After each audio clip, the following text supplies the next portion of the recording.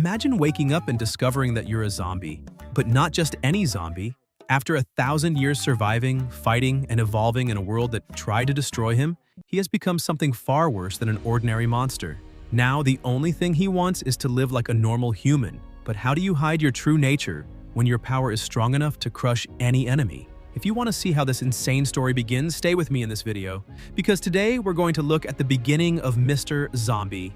A train was approaching at high speed. The people, unconcerned by the fact that the signal was green, were calmly crossing the train tracks. The train driver realizes he will not be able to stop and shouts for everyone to get out of the way because the train controls have completely shut down. The crew jumps from the train calling for help, and the people who were crossing begin to panic. They start running, but the baby stroller gets stuck on the tracks.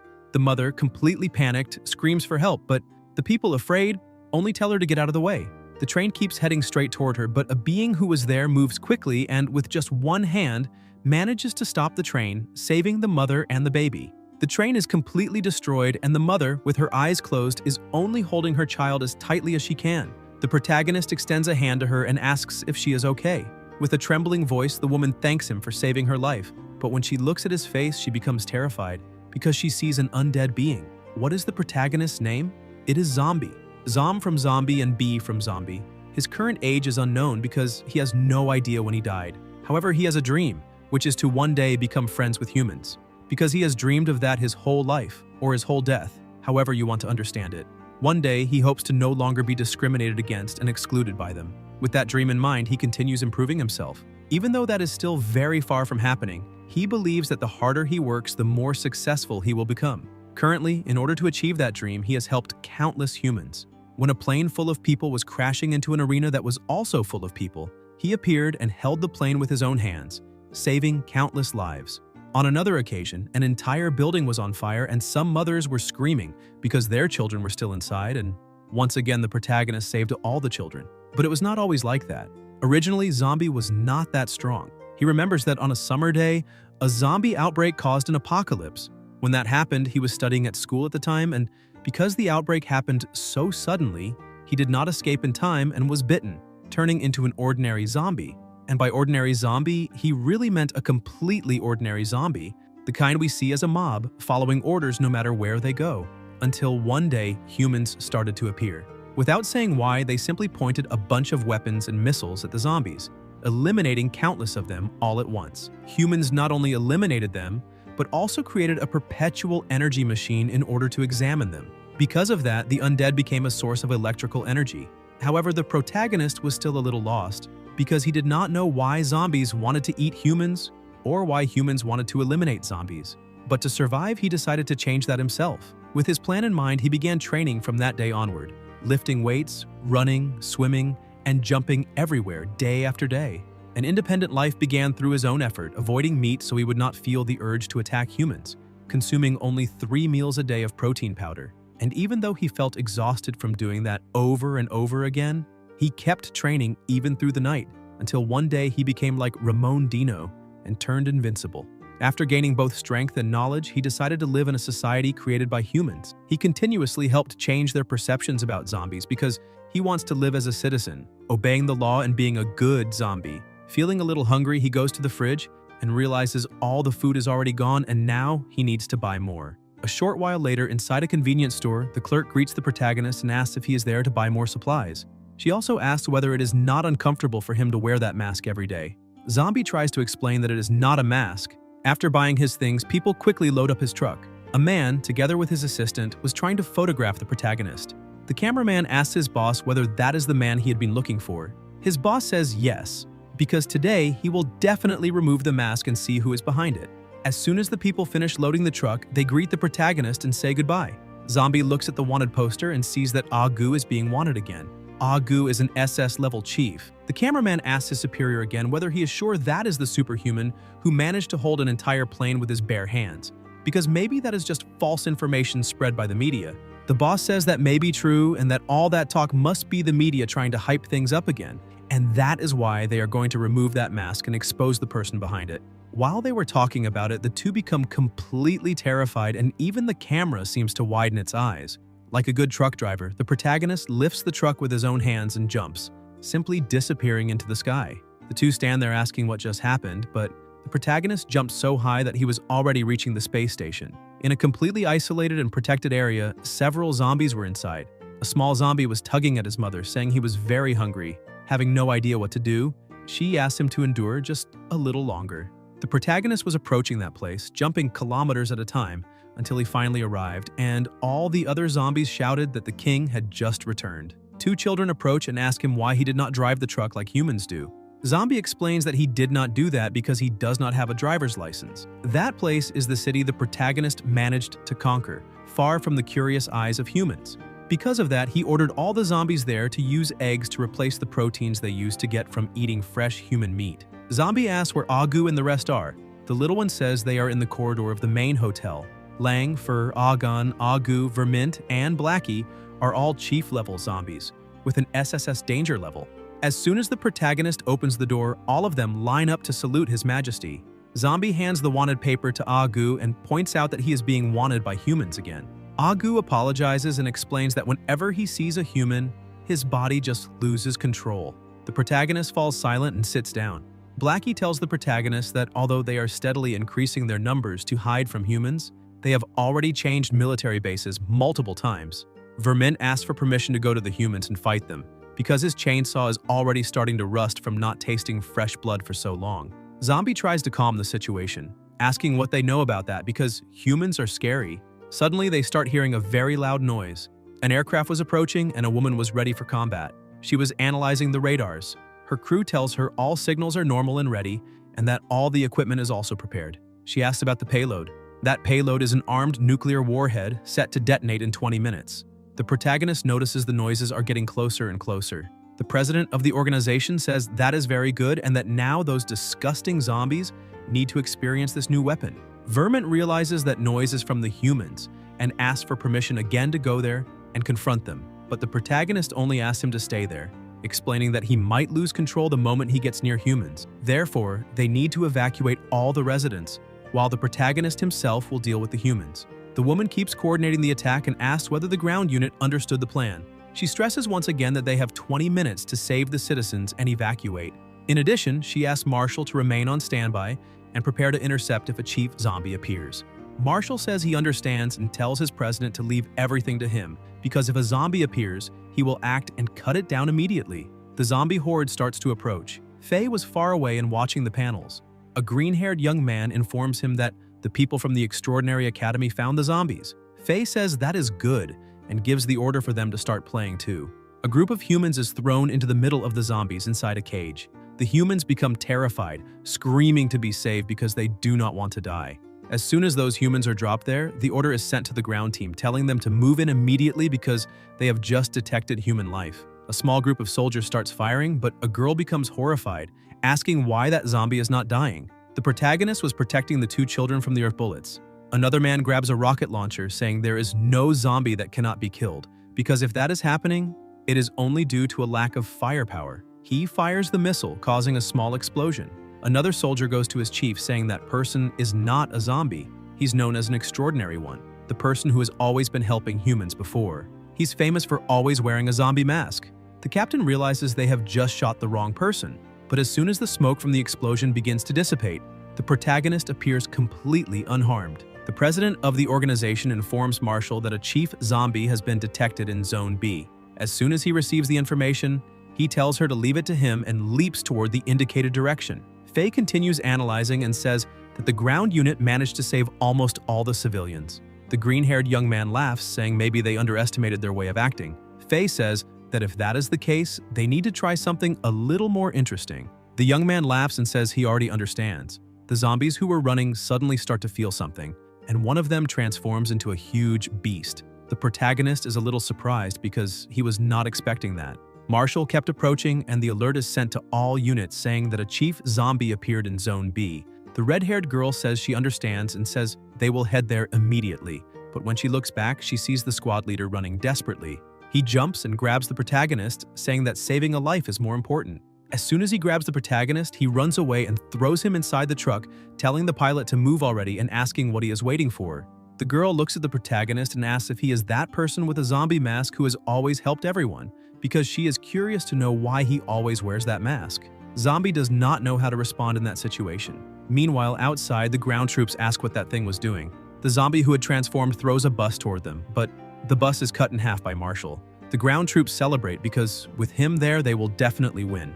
Marshall tells the troops to take all the civilians and retreat because he will handle the rest. The ground unit quickly starts organizing the civilians to get them out of there. The squad chief asks one of the soldiers what is happening up ahead. The soldier explains that a chief zombie appeared, but Marshall managed to intercept it and is taking care of it. The protagonist realizes that is Little Nine's voice. The red-haired girl notices the protagonist had become a little too quiet and tells him not to worry because the ground squad was there to help, but when she looks back, she realizes he is no longer there. Marshall, who was watching the transformed zombie, asks whether that did not hurt, but the zombie simply charges to attack him. Marshall reacts quickly, saying that if that is the case, then he will help put an end to that pain. In a matter of seconds, he lands several slashes on the zombie, finishing it off without difficulty. Looking back, he tells the zombie that now it can rest in peace, but notices another person was there and asks whether it is a zombie. Zombie was only watching, saying nothing. The crew in the command center informs the president of the organization that they have just received a message from Marshall saying the chief zombie was defeated. She is happy and says he did a great job, asking the crew to register it as one of his contribution credits. The protagonist, who was still looking at one of his own kind, says that was not its fault and apologizes, saying they cannot control themselves.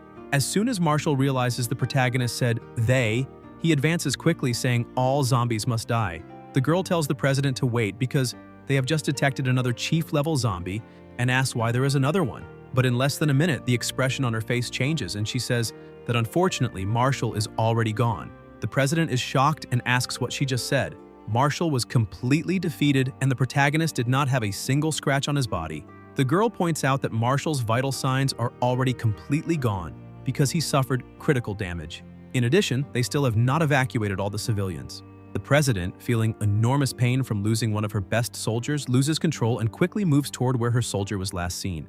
The crew panics, telling the president she's being too reckless because she should not go alone into places like that. However, she says she needs to see for herself how strong that thing is. Zombie notices she was approaching but does nothing.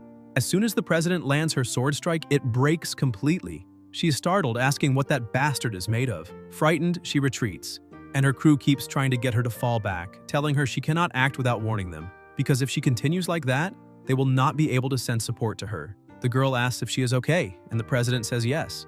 Zombie, who does not want to fight humans without a clear reason, tries to apologize, saying he has already done this once. The president is surprised to see that he can talk and says that apparently he must be some kind of mutant or variant, and if that is the case, she needs to deal with him in another way. She picks up the sword and prepares for another attack. The protagonist tries to stop her, asking her to listen to him for at least a little while, but she charges again, saying he can talk to Yama after she is done. She tries to attack him, but the protagonist moves too fast, dodging the blows with ease. Even so, she insists on continuing the fight and unleashes an extremely powerful slash, cutting through almost everything around her. However, once again, the protagonist dodges it. The president becomes even more irritated when she sees that mutation is playing with her. The ground troops manage to rescue Marshall, who even with his vital signs practically non-existent, was still alive. The crew informs the president that all civilians have already been evacuated, so she can return now. However, they receive no response. Both she and the protagonist were moving at a surprising speed, but the truth was that the protagonist was only playing around with the situation because he did not want to fight the human race.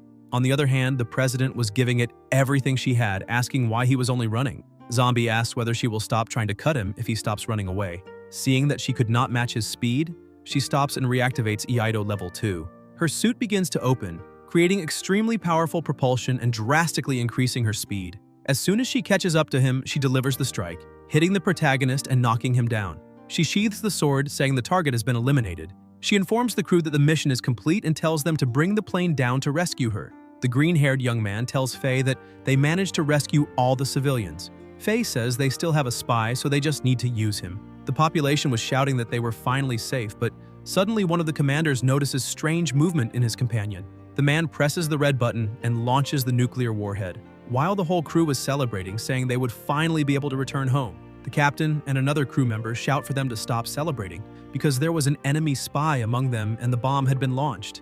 Completely terrified, they try to contact the president, asking if she can hear them and explaining the situation, saying that an enemy spy infiltrated them and released the nuclear warhead.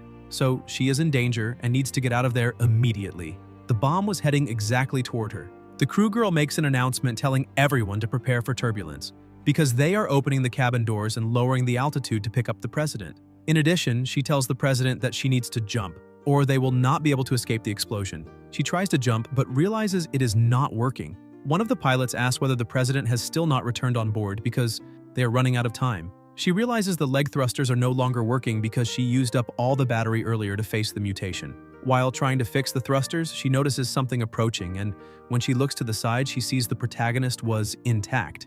He grabs her by the shirt and throws her very high, sending her back to the plane. As soon as the crew catches her, they ask if she is okay and order the doors shut immediately so they can escape. However, she realizes what had happened and shouts for them to grab that mutant. The nuclear warhead was approaching and the protagonist only watched it.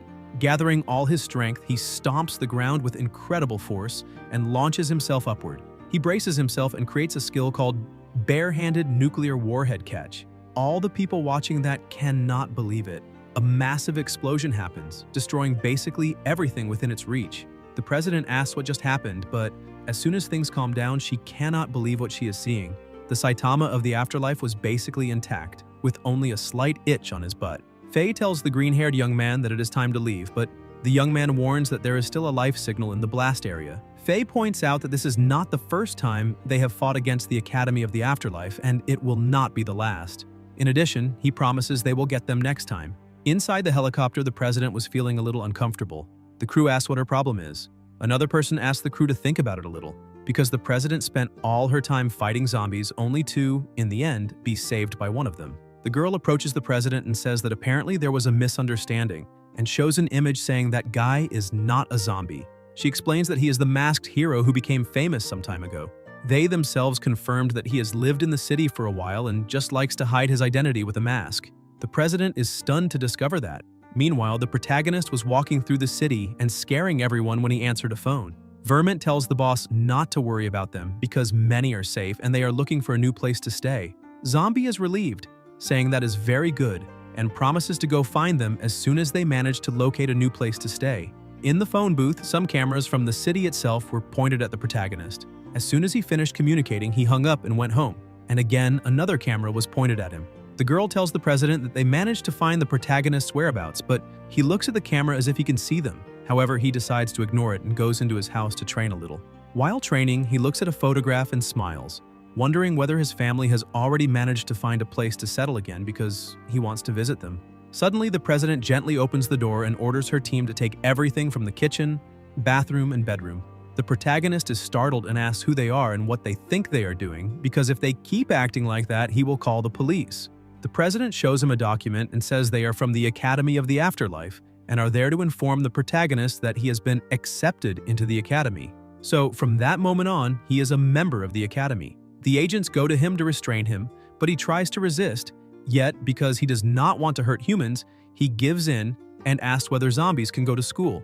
However, they tell him to stop pretending because they already know he is a human. Outside, the red-haired young woman asks the president whether that is not a little inappropriate, because the Academy has strict criteria for recruits, and asks whether it is really okay to simply add the protagonist to the list on her own authority, because on top of that, the Academy dorms are specially planned, and if they really take the protagonist there, he will have nowhere to stay.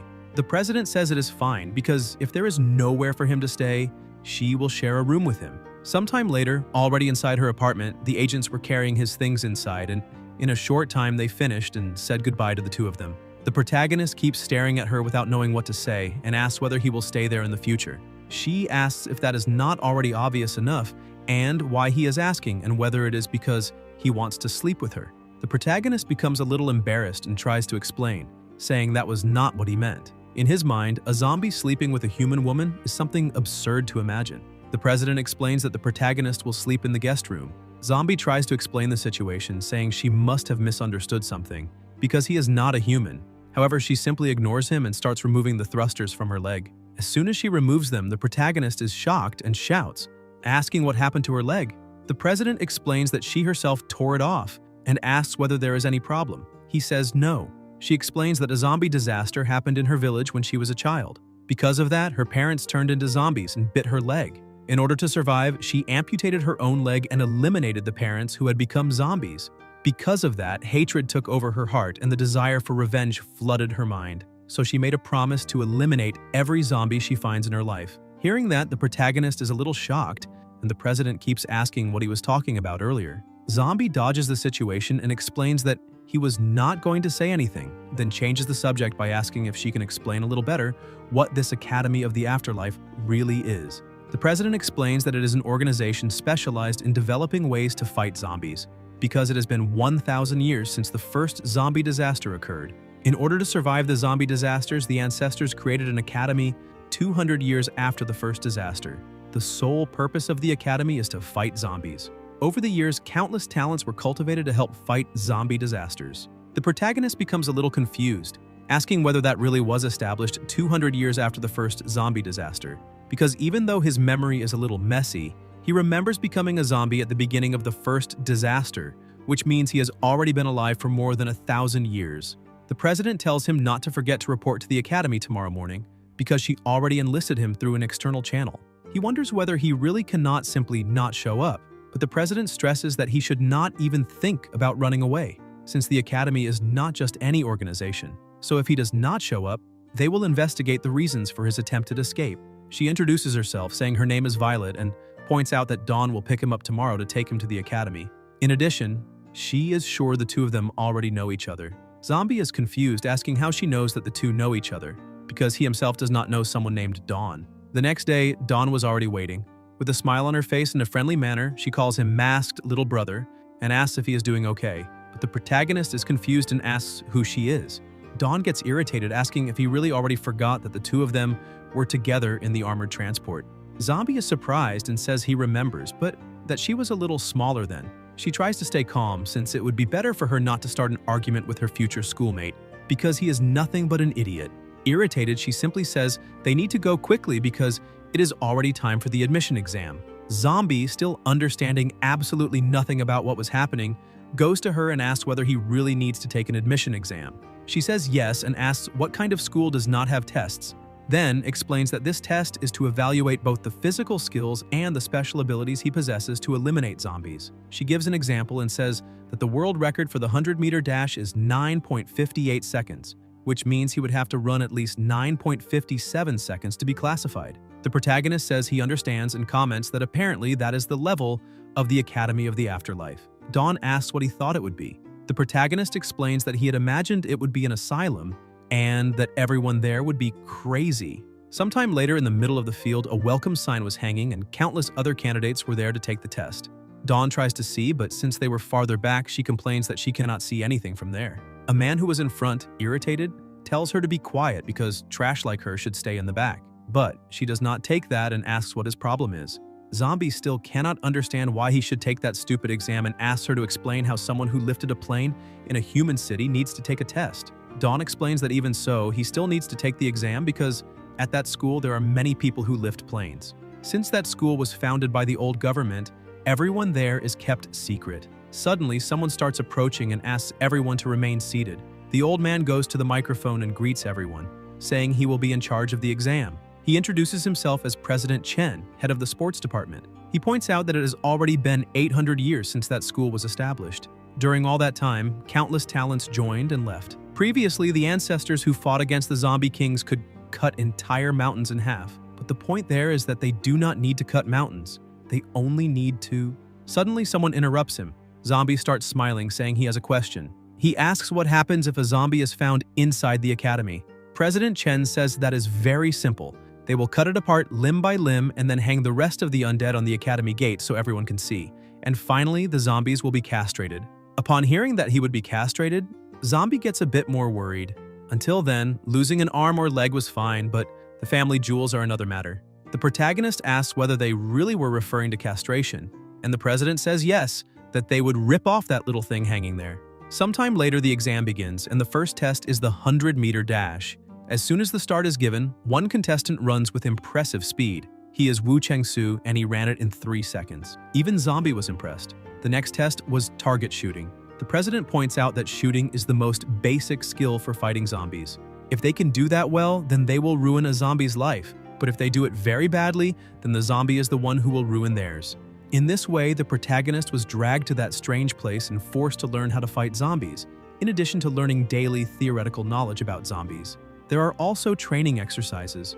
Dawn had mastered the art of shooting very well and with ease managed to hit the vital points of her targets. The protagonist watched how humans treated their own kind and thought that was not normal. The president says the next test is throwing. They need to reach 80 meters to pass and 100 meters to qualify. Thus, the protagonist was trapped there with that group of crazy people. In order not to draw attention, he was extremely careful to control his strength as much as possible. Chen, who was analyzing the protagonist's file, sees that his name is Zombie, his height is 182 centimeters, and his weight is 72 kilograms. In addition, he only achieved the minimum score necessary to pass all the tests. But President Violet had warned that this person is very strong and specifically asked the president to give him special attention. He becomes confused because the president had said with her own words that that boy was very strong, and the only explanation he found was that the young man was deliberately pretending to be weak. With that, the exams continued. Chengshu threw his spear, hitting a rather strange area, making Zombie feel the dummy's pain. But his strength was so great that the spear pierced through 3 dummies, broke through the protective fence, and hit a sign in the middle of the city. Chen says that the spear reached 32 kilometers, and because of that, Chengsu is qualified, and he says the protagonist is next. Chengsu looks at Zombie in a strange way. The protagonist picks up his spear and gets ready to throw, but the president shouts for him to wait. Chen walks over to the protagonist and asks if his name is Zombie, because if so, then he is the person brought in by the president of the swordsman department herself. In addition, she had said that the protagonist is very strong. However, based on the previous results, the protagonist had only managed scores at the passing level, so the only explanation is that he is deliberately hiding his true strength. In addition, the protagonist is also the same person who asked that question earlier. The president points out that all the people there are trying their best to qualify and none of them would dare hold back. Chen moves even closer, asking if Zombie really is a person. The protagonist gets scared and says there is no chance that is true, and assumes that yes, he is indeed a human. The president says that if that is the case, then it is better for the protagonist to show his full power for real. In addition, he points out that he will not ask the protagonist to reach 32 kilometers like the previous student. As long as he manages to reach 1/10 of that, he will qualify. Because if he cannot do that, then it will be clear that he is using some kind of trick to fool President Violet, and if that is the case, he will have no choice but to treat him as a spy and punish him immediately. The protagonist begins reflecting on all of that, and even though he does not remember many things from his past, all the people who chased him when he became a zombie came from that place, and he does not want to become fuel for that organization or an endless source of power generation. So he decided to just throw it as far as he possibly could. The president asked him to think very carefully about everything he has been through and everything he has been living for all this time. Zombie gets ready to throw and remembers all his training through all those years. The force released was so great that the ground around him begins to crack. The pressure in the area changes drastically and the spear is thrown with such force that it leaves the planet, passes through the space station, and hits the moon. The other competitors are thrown backward just from the pressure of the movement. Everyone there, including the president, is shocked by that. The spear pierces through the moon completely, causing an enormous crater there. The people who had been thrown backward begin to hit the ground, and the protagonist realizes what he had just done. Everyone there is completely shocked by the strength he showed. Dawn, excited, runs up to him asking if he saw the examiner's face and emphasizes that the protagonist really is very strong. She asks how far he managed to throw that thing, but he says he does not know exactly because he only tried his best, just as he had said he would. But as we already know, I think it went a little too far. After receiving his approval certificate, he asks if he can go back home. Dawn is surprised and asks why he would do that because with all the strength he showed, he could become a president. She asks whether he has any idea how much authority a department president has, but the protagonist is a little confused since he does not understand the hierarchy she is trying to explain. To explain the situation, she asks him to think about the president of the swordsman department, Violet. Not only can she command an army of troops, tanks, aircraft, and long-range cannons, but she also has access to nuclear weapons. On top of that, she holds the highest authority in a city of 30 million people. The president is merely someone who helps her manage the city. She is still the one who gives the final verdict, regardless of the choice of the army, the president, or anyone else. However, the protagonist was not sure whether that was really a good thing because he already has his own city. Sometime later, they go to another place, and he asks what kind of place that is.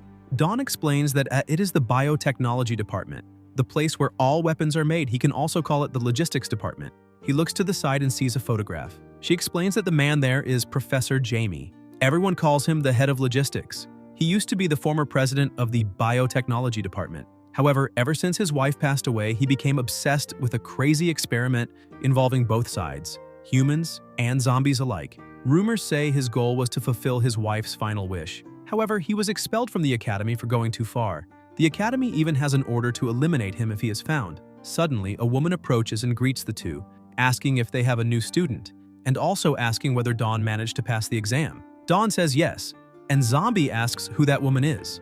Dawn explains that she is Professor Jamie's adopted daughter and the current president of the biotechnology department. The woman asks Dawn to go over to the table and asks what kind of equipment she needs. Dawn says she wants something that will let her carry weapons more easily, like a pair of pants where she can hide her Gatling gun. The department chief says that by the looks of it, Dawn is going to end up joining the weapons department. She asks the protagonist what he prefers. Zombie steps closer and asks if she is talking to him, but as soon as she looks at his face, she panics, screaming that there is a zombie there. Dawn explains to her that the protagonist is not a zombie, he just likes to wear that zombie mask for some reason. Chin grabs Dawn, asking whether she thinks she's an idiot or if her eyes are growing somewhere else, since it is obvious that the protagonist is a zombie. Dawn insists and explains that she is not lying because she saw the protagonist's face when he was doing the spear throw a little earlier, and he is super cool. Chin asks whether she is serious, but she ends up agreeing, since if the protagonist were a zombie, she would have already been attacked. With everything cleared up, she asks again what requirements Zombie wants for his equipment. He says he does not have anything in mind because whenever he goes outside, he ends up coming back home without clothes. So perhaps the most appropriate thing would simply be a set of clothes that cannot be torn. She thinks about it for a moment and says she understands. By the looks of it, Dawn wants to store more weapons, and the protagonist simply does not want to end up without clothes after a battle. Meanwhile, Marshall was reporting the situation with a trembling voice. He emphasizes that the protagonist is super strong because when he managed to get close, his vision went dark and 1 second later he was already hanging from a lamppost. The woman asks whether his president would win in a fight against that being. Marshall points out that he feels the last opponent he fought is extremely stronger than his president. The woman stands up and looks at him, asking him to say the name but gets no answer. She says that is fine and asks her guards to let Marshall go. She is Zhang Langqi, president of the sword department. The competition between the sword department and the blade department has been passed down through generations. Both sides used ruthless means to take people from one another. The rivalry became so intense that if the other side had one extra member, the other could even give birth to an extra member on its own just to avoid becoming weaker than the opponent. Marshall notices Langqi's obsession and wishes the zombie lord good luck. Inside a classroom, a teacher was explaining how to capture an undead. Besides eating human flesh, there are those who also love eating eggs, so they must learn to use the tastes and weaknesses of zombies to their advantage. With that in mind, they can spread traps. While the teacher was speaking, the protagonist was completely focused on everything. Dawn is surprised and asks what he is doing. The protagonist says he is taking notes because he needs to share that with his family. She becomes even more confused because she does not know who his family is. Suddenly, an announcement is made telling everyone to pay attention and head to the gym immediately. Dawn finds that strange because they had only had one assembly. A short while later in the gym, the students were gathered and she asks again what is going on there. Violet tells her to stay quiet and points out that the two of them were recommended by her, so they should not cause any trouble. Dawn looks at Zombie, who asks how he manages to eat even while wearing the mask. The man accompanying Langqi looks at the protagonist and tells his president that it is that boy. Although he seems a little slow, it is basically impossible to measure his strength just by looking. The man asks whether he should go over there and test him, and the president says yes. Suddenly, another person enters the gym. As soon as he enters, everyone bows respectfully except for the protagonist. Dawn scolds him, telling him to lower his head, because that is the president of the Mechanical Lifeforms Department. The man walks past Langqi and asks what she is doing, telling her not to cause any trouble and calling her an idiot. She says he can help himself as much as he wants because she's already leaving. Her subordinate is a little confused, saying that Zombie should be kept under surveillance. She says that compared to the zombie chief, there are more important things, and that she only respects sword cuts. The chief walks over to Violet and says she worked very hard, but she says she was only doing her job. The protagonist, who was watching that, notices that the atmosphere between them is a little strange and asks whether something is happening between the two of them. Dawn changes the subject and asks whether he likes jelly, but he replies that he does not because he prefers eggs. On top of that, he asks whether the chief is really that powerful. She asks if he remembers Professor Jamie, because the chief is the professor's masterpiece, an evolved version of humans. He was the only one to survive among the thousands of experimental tests carried out by the professor. After the professor was expelled, he created the Mechanical Lifeforms Department. The city under the control of his department has around 50 million people. During the 10 years of his presidency, not a single zombie has appeared in the city he controls. That is because if he finds even a single zombie hair, he will exterminate the entire area until it is completely sanitized. The chief walks up to the stage and says he will be brief, emphasizing that everyone there is a freshman and lives different lifestyles. The academy needs their help right away. He asks one of his robots to start the projection. The image of a man appears and the chief explains that he is the spy they captured a few months ago. Thanks to that spy, they launched a nuclear warhead at their own people. The protagonist realizes that it was that man who launched the bomb at him. The chief continues explaining and says that although someone like that guy would normally be eliminated immediately, they received reliable information that the man is a close subordinate of the traitor, Professor Jamie. The protagonist realizes that if there is a traitor, then the zombies are not the original target. He asks Dawn if that is why the zombie threat has long since passed and all these conflicts are because of internal fighting. She says yes, because some people just want to see the world burn. The professor keeps talking and points out that they have countless methods to make that traitor speak, but nothing is working. All the seniors have already tried and failed, which means none of the methods they used managed to make him talk. That is why they are there asking everyone to help the academy. Whoever manages to make that man talk and reveal where the professor is will receive an immediate reward and become vice president. All the students get excited because they had only entered recently and had now already received the chance to become vice presidents. Everyone raises their hands saying they would like to participate. The chief explains that the traitor is being held in a chamber in the back and wishes good luck to everyone who wants to try. 2 hours later, after countless failed attempts, the freshmen were beginning to despair. At first, the methods were more normal, but they gradually became far less orthodox. Violet had already lost hope. Dawn asks whether the protagonist can make him talk. Zombie says that if he wants to, he can make the traitor even sing Twinkle, Twinkle, Little Star. She gets excited and tells the chief that her friend says he has a way. The chief says that all help is welcome and asks him to come closer. The protagonist begins walking over, and Lanki becomes confused because she thought he liked to stay off the radar, so why is he doing something now? Zombie thinks that his subordinates had always been very obedient, but for some reason over the last few weeks they had randomly been losing control, and maybe this human could explain something. He is taken to the traitor's room and immediately the man already looks down on him, saying that he would just be one more.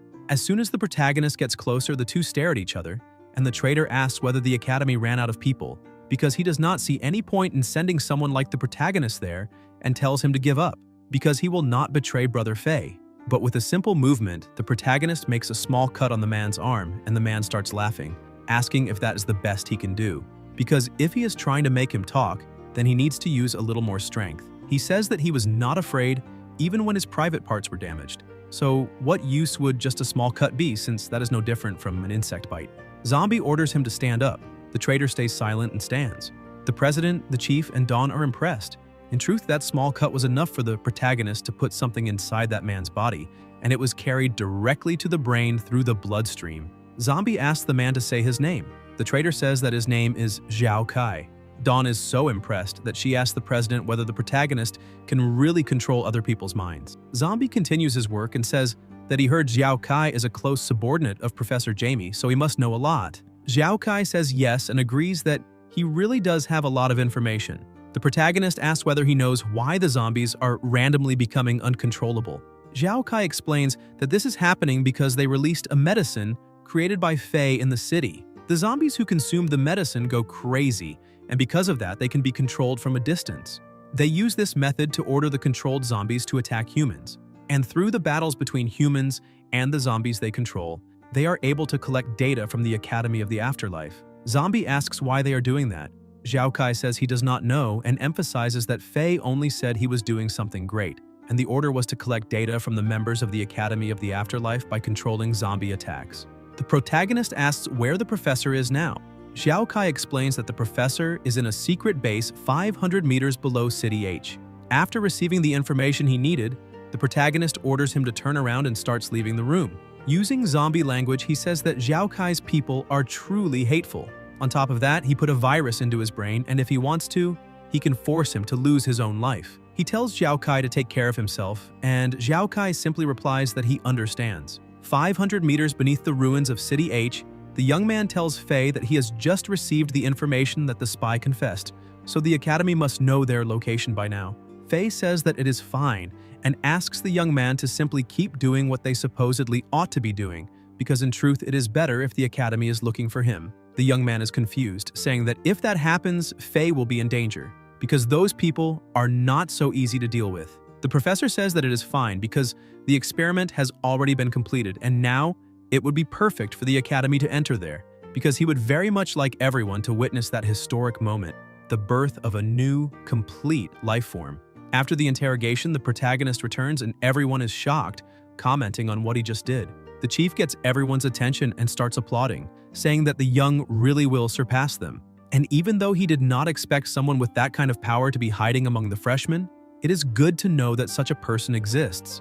And since he had made the promise that whoever succeeded in getting the confession would become vice president, he is going to fulfill that now. The chief asks the protagonist to come with him because they're going to do that right now. The protagonist tries to say that the professor is, but the chief asks him not to worry because the professor is not going to run away. Lanki keeps watching suspiciously, and her subordinate says that this is very strange because he does not remember there being any registration process to become vice president. She says they need to follow them. In the abandoned industrial area, the protagonist thinks that is a little suspicious and asks where they are because he thought they were going to do the registration and then go after the professor. The chief asks the protagonist when he learned to speak human language. Zombie is confused and asks whether that question is for him. The chief turns and says yes, then attacks him. Lanki, who was following them, was nearly struck by the attack, but her subordinate saves her. He asks whether his president is all right. She says yes and explains that it was the chief's tachyon cannon, because he has the ability to disintegrate any matter. The chief emphasizes that the protagonist may have fooled the others, but he cannot fool him. On top of that, he would very much like to know what the academy idiots are doing to let a zombie like that enter. But that does not matter now because the weakness of all zombies is the head. When a zombie loses its head, it loses all ability to move. He apologizes for doing that, but the protagonist stepped into a place where he should not have stepped. However, in the blink of an eye, Zombie rushes at the chief, grabbing his neck. The chief's robots try to attack the protagonist, causing an explosion that is enough to let the chief escape. He stares at the smoke and asks how that is possible, how the protagonist can still move, and on top of that, eliminate all the robots with extreme ease.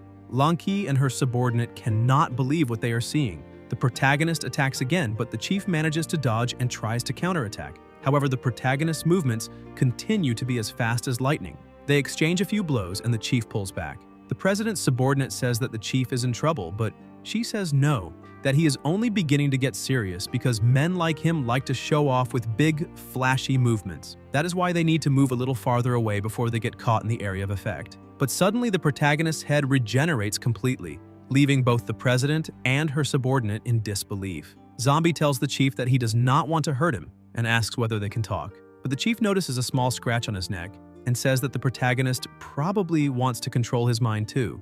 But that is unfortunate. He summons Model 1 and several robots approach and merge, transforming into a super robot with the chief inside. He charges, saying that he will never speak with zombies and emphasizes that the protagonist is the first zombie ever to see that form, so he ought to feel honored. He lands a blow and throws the protagonist backward, then quickly chases after him, landing another blow and launching him upward. The attack continues, and several strikes are delivered simultaneously.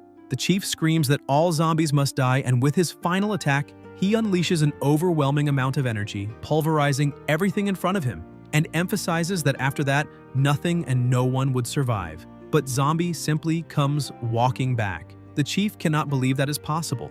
Irritated by the situation, the protagonist lets out a terrifying roar, changing the atmosphere of the place. His face, his body, and even his hair all appear completely. The chief asks what the protagonist really is. The amount of force released creates a vortex in the sky that covers the entire city.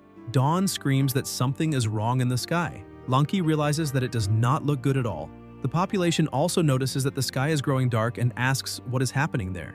Zombie calls the chief a mediocre little human and points out that he already gave many chances to resolve everything peacefully through conversation. But since all of those chances were thrown away, now he only wants to know one thing. How would the superhuman, the evolved life form they keep talking so much about, like to die? Lanki screams that she's getting a threatening feeling and that the protagonist's personality has turned around 180 degrees. Frightened by that situation, the two of them run away. The chief mocks the situation, saying that ever since he was born, he has never felt threatened by another being. So he would like to know who the protagonist thinks he is to speak to him like that. Confident, he calls Zombie to battle because he does not believe he can be defeated. Lanki and her subordinate continue running desperately. The subordinate warns that he checked the academy database, but there is no record of a zombie like that. She says she has never seen anything like it either. He asks what they should do because since they are already a reasonably long distance away, perhaps they are safe. But suddenly something passes by them at terrifying speed. The two manage to dodge, but realize that the danger level is very high because they are fighting in the city's new district. However, what passed by them was only what remained of the chief. The protagonist walks over to him and looks at that pathetic life form. The chief, completely desperate, calls for models 2, 3, and 4, but all of them are destroyed with ease. The explosion throws the three of them back, and the chief says to her that that zombie is very dangerous, so he needs help. Lanki asks whether he has gone crazy and questions why he provoked that to begin with. Since there was not the slightest chance they could defeat such terrifying and absolute power, their only choice was to split up and run. However, the chief had already gone too far. He had enraged someone who should never have been enraged. Zombie channels his strength into his hand, and the president asks what he is planning. Zombie drives his hand into the ground, and the entire city begins to tremble. Suddenly, Lanki realizes that the ground is very close to her, and when she looks back, she sees something that makes no sense at all. The entire city was being lifted by the protagonist. The people around ask what is happening, and Dawn screams that the city's new district is floating in the sky. Zombie had lifted the new city completely. He dashes after his prey and starts dragging the chief across the ground, asking whether he can now understand the feeling of being threatened. On top of that, he points out that the chief had always been right. He cannot control the mind of a robot, but because he is partly human, he must have a human brain as well. Zombie sends his virus into the chief's mind to see his memories and realizes that he was an orphan from an early age, subjected to body modifications until he barely had any human parts left. That shows that he had a miserable life and is more undead than a zombie. For him, staying alive is more painful than dying, and knowing that ruined the pleasure Zombie was feeling. He simply lets go of the chief, who is saved by Lanki, but she cannot believe that the man can even read people's memories. The protagonist simply disappears and runs to his room to grab his things. He had already returned to his normal form, but he was a little upset because he had lost control of his emotions again, and taking that form is a little frightening to him. But he only needs to remember that he is a good and friendly zombie.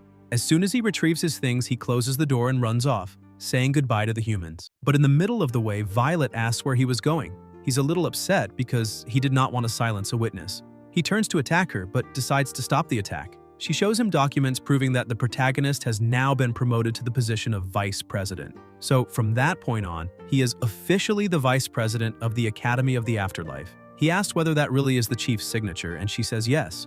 The protagonist, still confused, asks whether the chief did not say anything, and she explains that the chief had said the protagonist is a very good human. On top of that, she wanted to wish him good luck, because she is waiting for the day when he can become a president. Because when he manages that, then he will be able to accomplish whatever it is that he is trying to do there. Meanwhile, in the infirmary, Lanki was completely irritated, asking why the chief, even knowing that the protagonist is a zombie, allowed him to continue there. He explains that it was never about whether he is a zombie or a human, and admits that he needs that man's strength if he wants to capture the professor. But she questions what will happen if the protagonist loses control again. The chief points out that it really does not matter, and asks whether she made the preparations. She says yes, and he promises that this time he will erase every trace of the professor for their sake. Vermint gathers all the zombies and says he has information that the king is being held hostage inside the human city. He emphasizes that the king is the only help they have in that world. So what will they do if they lose that king? All the undead say that they need to eliminate the humans to save the king. Blackie asks whether Violet is some kind of idiot because the king does not need anyone's help. Agu asks whether they should do something to interrupt that. Blackie says that unfortunately, if it is not the king himself, no one can stop it. On an aircraft carrier in the middle of the sea, the chief asks everyone to listen, because that is a direct order from Central Command. He explains that they only have one chance, so they need to capture the professor at all costs. Dawn, who is walking with the protagonist, says that place had been abandoned for a long time, and she did not imagine they would be able to keep it so well maintained. Suddenly, an army appears in front of this protagonist, saying that they are Regiment 56 and are reporting for duty. On top of that, they would like to salute the new powerful leader, Vice President Zombie. They emphasize that they are part of the command center of the 4th Division, and that from that day onward, they will follow the protagonist's orders. The troop commander says that they currently have 12,000 soldiers on standby and asks the protagonist to confirm.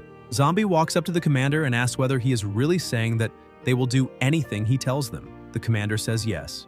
The protagonist asks how far that goes and asks what would happen if he told a soldier to kill himself. The soldier grabs a grenade, pulls the pin, and says that the vice president's words are absolute and that it would be an honor to die for him. Zombie tells him to stop because that was only a test and a joke. He grabs the grenade and throws it far away. A man standing on top of one of the tanks says that, by the looks of it, this is just some insignificant side character, and asks whether the vice president's name is Zombie, because he had been wondering why they had sent someone strong, but the point is that he really does not understand why they sent someone as weak as the protagonist to protect such an important place. However, he says that it does not matter and introduces himself by saying that they came from the Stainless Steel Academy near the Academy of the Afterlife and were sent there to help the protagonist capture the target.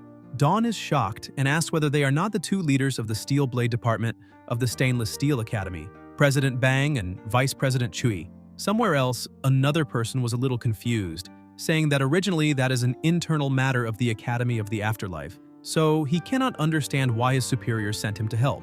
But in the end, helping others is something normal. However, he does not understand why they promoted a rookie to vice president and let him protect such an important strategic location. Lanki tells Gang to stop that and says that they were invited to be there to help, not to snoop into internal affairs. As an outsider, he has no authority to question the chief's decisions. At the chief's side, another person says that this is also an important part of the mission and that they are responsible for the attack, but the rookie is blocking the exit.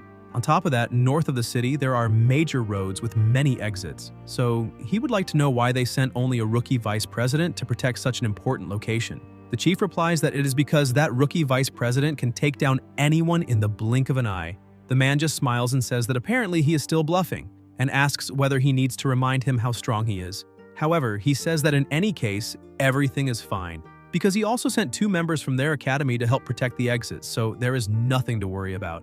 The young boy tells Faye that they are already surrounding an entire city. The professor asks him to release the zombies.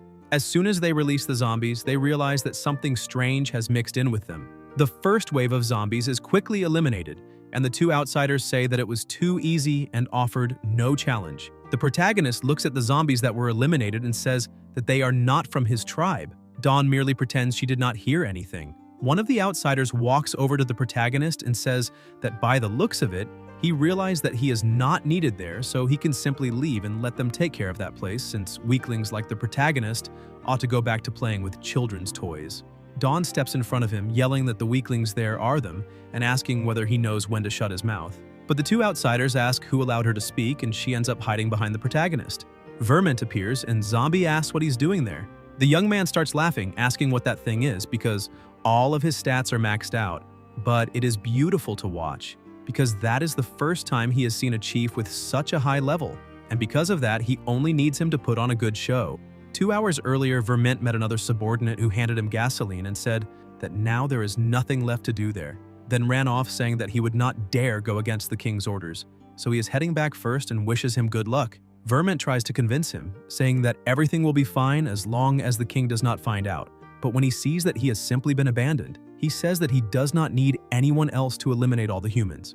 And before starting his plan, he pulls in air forcefully and ends up absorbing that toxin, which is quickly detected by the young man. Returning to the present, the protagonist was confused seeing that his subordinate was drinking gasoline. Right after that, he turns on the chainsaw and lets out a terrifying scream, shattering all the nearby windows. The pressure of the scream alone was enough to throw tanks and people backward. Vermint screams that humans are fools and calls everyone to come play a little with his chainsaw. The 2 outsiders start smiling, saying that finally something interesting appeared, because his roar alone almost made their ears explode. The protagonist grabs his friend and runs away. She asks why they are retreating because they still have the help of the 2 department leaders, but the protagonist says that it is impossible for those 2 to defeat him. She asks what kind of joke that is, how 2 people as strong as those could not defeat just 1 zombie. The protagonist says he is not joking. They do not understand that being's strength because he has an immortal body. The 2 outsiders start laughing, seeing that whenever a strong enemy appears, the protagonist just runs, which proves that he really is trash. Chui asks President Bang to let him handle it, The president agrees, saying that will save him effort, but 1 second later his companion is struck and sent flying very far away with just one blow. Vermin appears in front of Bang and asks how he would like to die. Their battle begins, but the truth is that Bang was being completely humiliated. The green-haired young man starts laughing, saying that it is incredible because that monster is simply very strong. The captains were being completely humiliated by him. Vermin was toying with his prey. Meanwhile, the protagonist was watching everything from the top of a building. Dawn, frightened, says that it does not look very good, because President Bang probably will not last much longer. Bang tries to maintain his authority, saying that as president he cannot lose there, but when he notices the difference in power, he simply starts crying, screaming for his mother, and saying that he does not want to be killed. The young boy who is behind everything starts laughing, saying that the human academy is stupid. The protagonist keeps watching, and his friend says that they cannot send ordinary soldiers because they would be eliminated in a matter of seconds. The troop commander asks the vice president what they should do, but the protagonist was still confused, wondering why his subordinate had failed to recognize him. He tells Dawn that she will be sent to knock some sense into her subordinate's head. However, she immediately refuses, asking whether the vice president has gone mad and whether he did not see how strong that guy is, because even President Bang was completely humiliated, which makes her ask whether he wants her to become food for him. But Zombie asks her to hold out her arm and simply bites her. She's startled and asks whether he is taking advantage of the situation to control her mind, but the protagonist explains that it is not like that and asks her not to hit him too hard. The president was still begging for his life, saying that he was wrong and should not have made fun of him. Suddenly something strikes Vermint. Dawn calls him Chainsaw Rat, saying that that guy was not fun. Vermint looks back and asks who was approaching, but all that could be heard was her laughter. Dawn had received the protagonist's power and, while dragging her weapon, asks whether he would not like to play a little with her. The zombie cells spread, and genetic nucleotides were replaced. Vermint starts laughing and asks whether she really said she wanted to play with him, asking who she thinks she is. She keeps laughing, saying that he is nothing but a bully, and asks what made him think he is so special because if he really is as strong as he thinks, he just needs to stop talking nonsense and come play a little. She starts firing several shots at him while laughing, but Vermint is very fast and dodges every one of them. The two captains were getting ready to run. Dawn approaches her opponent and takes out 2 grenades, saying that those are her sweet desserts before the main course, causing a small explosion. But Vermint remains intact and asks whether that was some kind of attempt to tickle him. She grabs a shotgun and fires at him, but nothing happens, which only leaves her even more excited by the situation. The squad commander asks the vice president what exactly he did, and he explains that it slightly modified her genes, but by the looks of it, she can still become even more powerful. Vermin admits that the last attack hurt a little, and she starts laughing even more, saying that she is loving that feeling. Bang and Chewie were completely terrified by the display of strength from those two. Vermin charges again, asking whether she thinks she can inspire fear with that insignificant strength, but Dawn was getting used to her new power and lands a direct blow on him, sending the opponent flying far away. Chewie says that the girl is very powerful, so why did she pretend to be weak before? Dawn keeps getting more excited and says that now it is time to use the Bang Bang Bazooka. Vermin is completely shocked and, feeling some pain, starts drinking more fuel and says that now everything is great and he wants to keep going. Thirsty for that feeling of battle, she screams that she also cannot wait any longer. Bang and Chewie realize that something very bad is about to happen. She fires the attack, but Vermin cuts the shot in half, slicing her in half as well. The two are shocked to see that the only chance they had has just been defeated. Vermin screams that he is undead and cannot be eliminated no matter what she does, because he can regenerate whenever he wants. The protagonist merely closes his hand, and her body, which had previously been split apart, simply regenerates completely. She asks whether he said he is undead because she is sorry, but she is too. Bang and Chewie become even more terrified when they see her regenerating. The two of them remain there for a while, and she says that she really wants to keep playing. Bang and Chewie, who are already panicking, ask what kind of lunatics they are and try to escape while calling for help. Vermint gets confused and asks what he is even looking at there and who the real zombie is. The protagonist, who had been watching, says that he did not expect Dawn to become so powerful after the genetic mutation. However, all of her bones are cracked and her muscles are tearing apart. Even if she can use genetic recombination, the pain of being cut is still real. So he needs to end that as quickly as possible. In a serious tone, the protagonist tells Vermint that even though he disobeyed orders and did not stay home, it would be better for him to stop before he gets disciplined.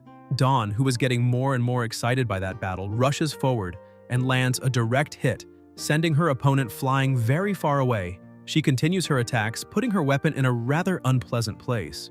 Vermint asks her to stop hitting him and shouts that he surrenders, saying that he will leave. Everyone just watches that scene and she decides to grant his request, lowering her guard. But Vermint uses a sneak attack and lands a direct hit, sending her flying far away. The protagonist gets irritated by that and asks why Dawn believes everything her opponent says, questioning why she lowered her guard. He points out that when she relaxes her vigilance, things return to normal. With a trembling voice, she says that she did not know.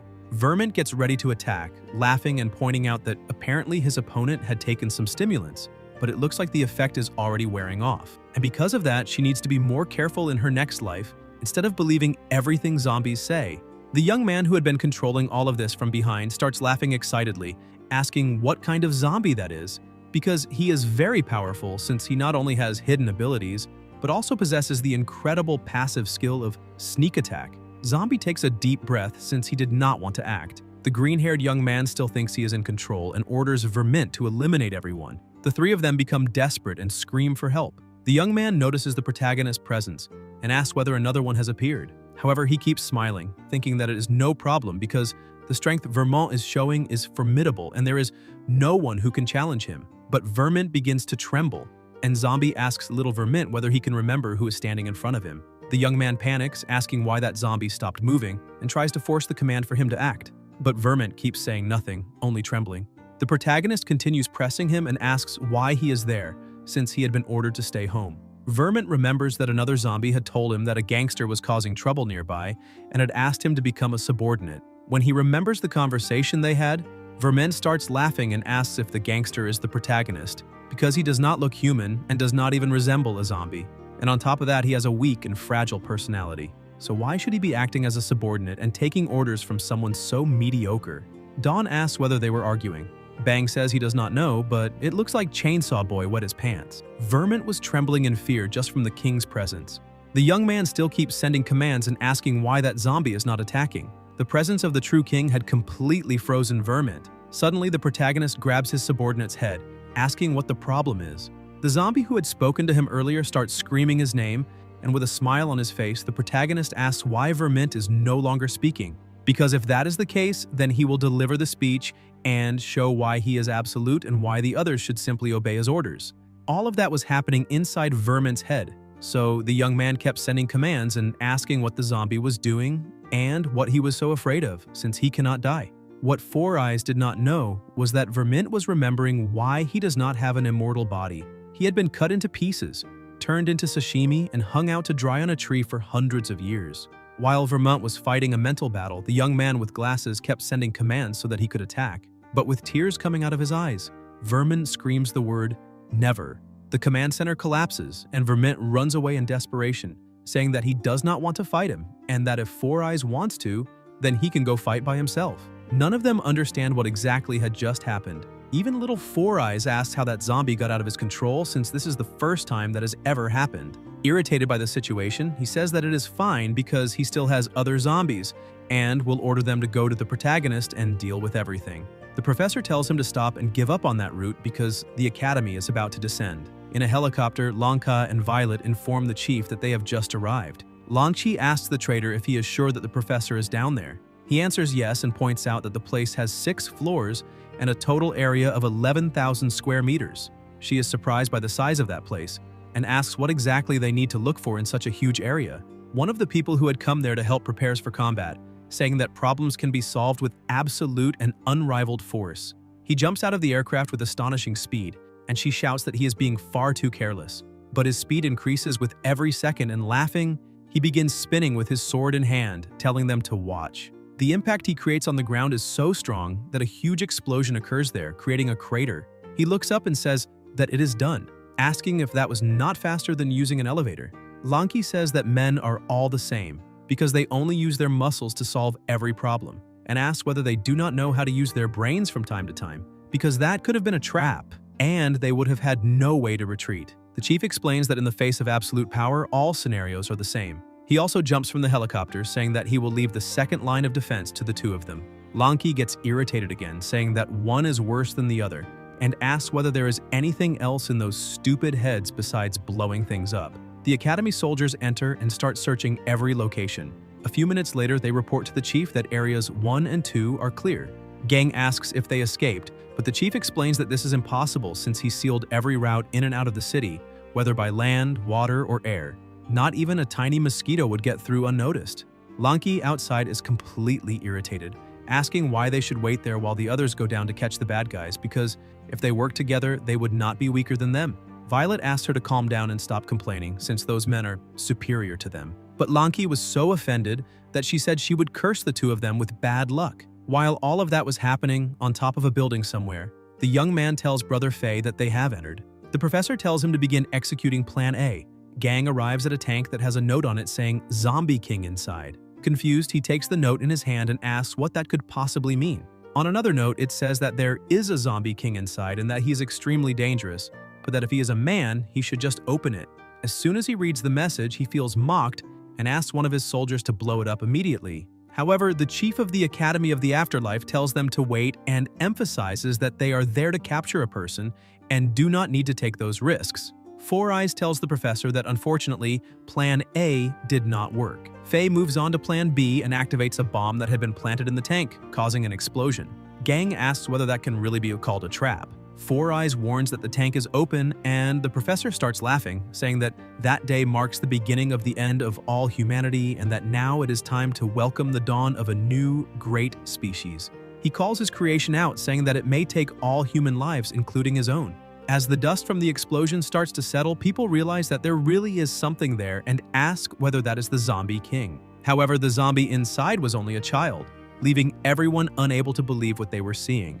The chief of the Academy of the Afterlife tells his friend to be careful because it would not have been a problem if their opponent had looked strong from the beginning. The real problem is when they appear weak and helpless, like a child. So he must not underestimate it because he himself has already been in that kind of situation many times.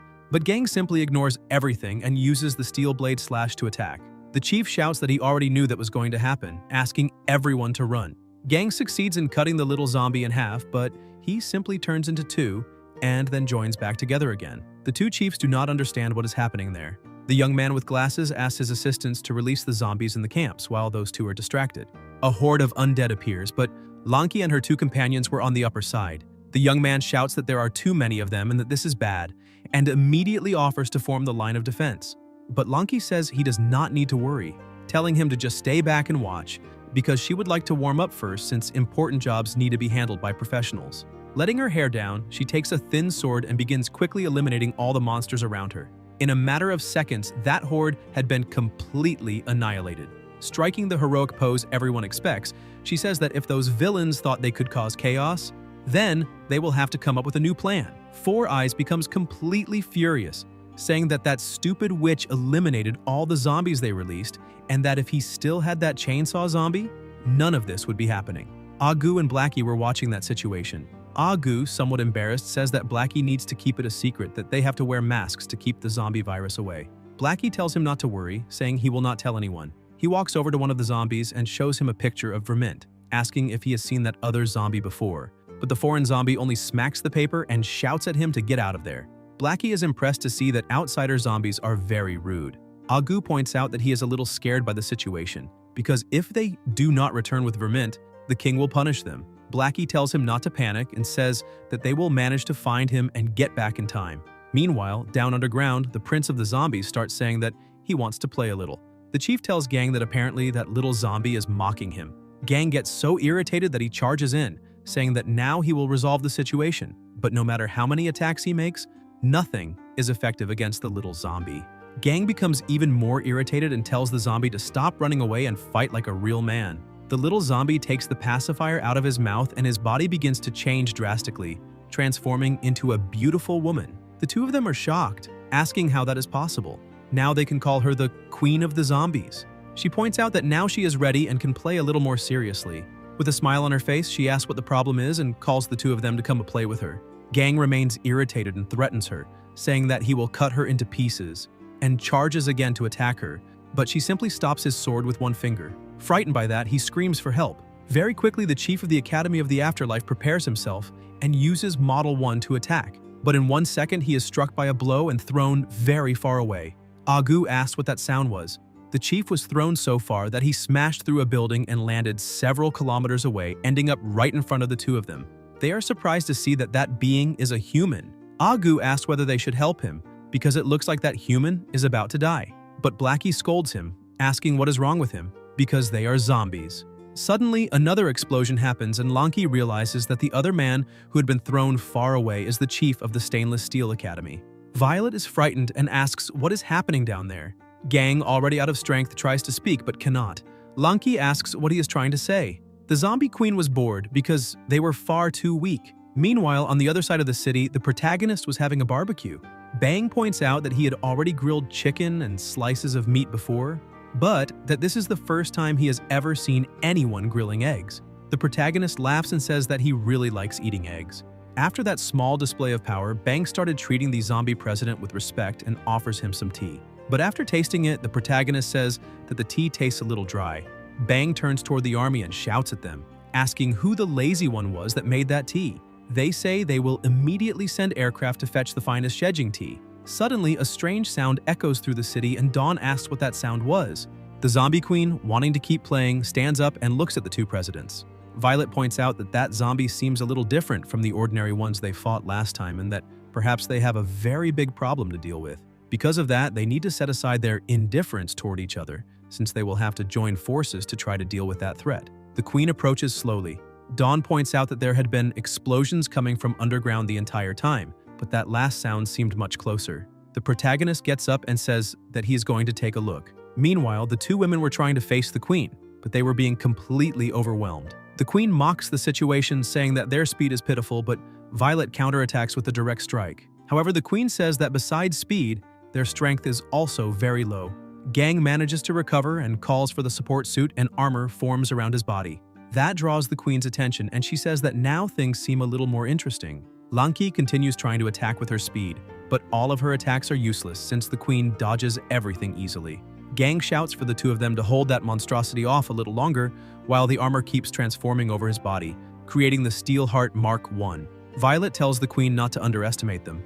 The two women prepare for a joint attack. However, the queen begins changing her body again, transforming back into a monster.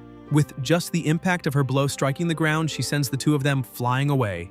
She quickly moves toward Gang, saying that she wants to settle it with a single blow. The two of them prepare and unleash their attacks, but once again, Gang gets the worst end of it and is hurled very far away. Even so, he stands up again, telling the zombie to come at him. The two presidents, completely frightened, ask what is happening with that thing. Gang and the monster prepare again and collide with their attacks, creating terrifying pressure. The force is so great that an explosion occurs, drawing the protagonist's attention. Half of Gang's body had been destroyed, and the zombie says that unfortunately the human lost. Even without strength and with his body trembling, the chief of the Stainless Steel Academy refuses to admit defeat. The zombie says that apparently that human is the type who refuses to admit defeat until he sees the gates of hell with his own eyes. The protagonist group approaches a place, and Dawn asks whether that really is the location and what could be hiding there. The protagonist senses a very familiar smell and looks in the direction where the main battle is taking place. The zombie realizes that Gang truly is not going to surrender until he shows his true power. So he begins modifying his body once again and transforms into a young man, asking what he thinks of that new form. The two presidents cannot understand what is really happening, since that zombie keeps transforming again and again. Four Eyes becomes desperate, telling the professor that they have completely lost control over the monster. But the professor says that it is fine because that is the true zombie. Since the king is the protagonist and a zombie turned back into a man, he says that he will call him Prince. The prince of the zombies says that he does not think there is any need to continue that fight, but Gang and the two presidents attack simultaneously. However, the prince only laughs, asking whether they are really trying to make sports attacks because that is pathetic. With only the snap of his fingers, the pressure is so strong that it pushes the three of them backward, completely shattering all the glass around them. The two women are thrown so far away that they land right in front of the protagonist. Dawn, Bang, and Chewie get worried when they see their presidents on the verge of death. Gang, who had managed to recover half of his body, refuses to lose and says that he is not dead yet and can keep fighting. The zombie prince keeps mocking his opponent's strength and points out that he will let him live, but that he is still very stubborn. Violet explains the situation to the protagonist, saying that he is the zombie king the professor created and that they need to run away. The prince gives the order for the zombies to attack. Chewie says that this time it is over and that there is nothing they can do. Lanki asks Zombie to order a retreat because they can flee that place without turning it into a cemetery. The professor, who was watching all of this, keeps laughing, telling the zombies and humans to be completed by the power of the Zombie King. The protagonist, irritated that someone else was claiming the title of Zombie King, throws the two women to the ground and shows who the true king is, ordering everyone to disappear immediately. The zombies, who had been enraged and trying to attack, stop in front of him and begin trembling in fear. Even the prince, who was a little farther away, is surprised and asks who the protagonist is. Already assuming his original form, Zombie orders all the zombies to lie down on the ground and begins walking over them, asking the zombie prince if he really is the king, because if that is the case, then what should he be called? The protagonist keeps walking over the zombies while his companions are taken away. Zombie looks at his adversary and asks what the problem is and why he is no longer speaking. All the zombies from before had piled themselves up beneath his feet. The prince is astonished while the protagonist asks whether the cat got his tongue. Gang is shocked when he sees the protagonist's true form. The prince smiles, saying that in the end, his new opponent is a fellow zombie. Gang asks the Academy of the Afterlife whether they have a problem in the head since they allowed a zombie to become vice president. Violet says that it is none of his business. The prince tells the protagonist that he has a suggestion and points out that the last one standing should be named King. Zombie says that he agrees. The prince smiles and says that he is ready to begin. The protagonist says that there is a time to eat and a time to work, but for fighting, any time will do. The prince starts attacking and lands a punch right on the protagonist's face. Zombie takes the punch as if it were nothing and asks what is going on and whether the prince is hungry. He counterattacks with a punch, sending the prince flying very far away. The pressure from the punch throws all the other zombies into the air. Zombie tells his opponent that he had better eat better before trying to embarrass himself like that again. The attack was so strong that the prince was thrown out of the continent, crashing into a ship in the open sea. Four Eyes and the professor could not believe what they were seeing. But the prince had not yet been defeated. He starts smiling, saying that that feeling is incredible. Four Eyes tells the professor that they cannot analyze that new zombie that just appeared.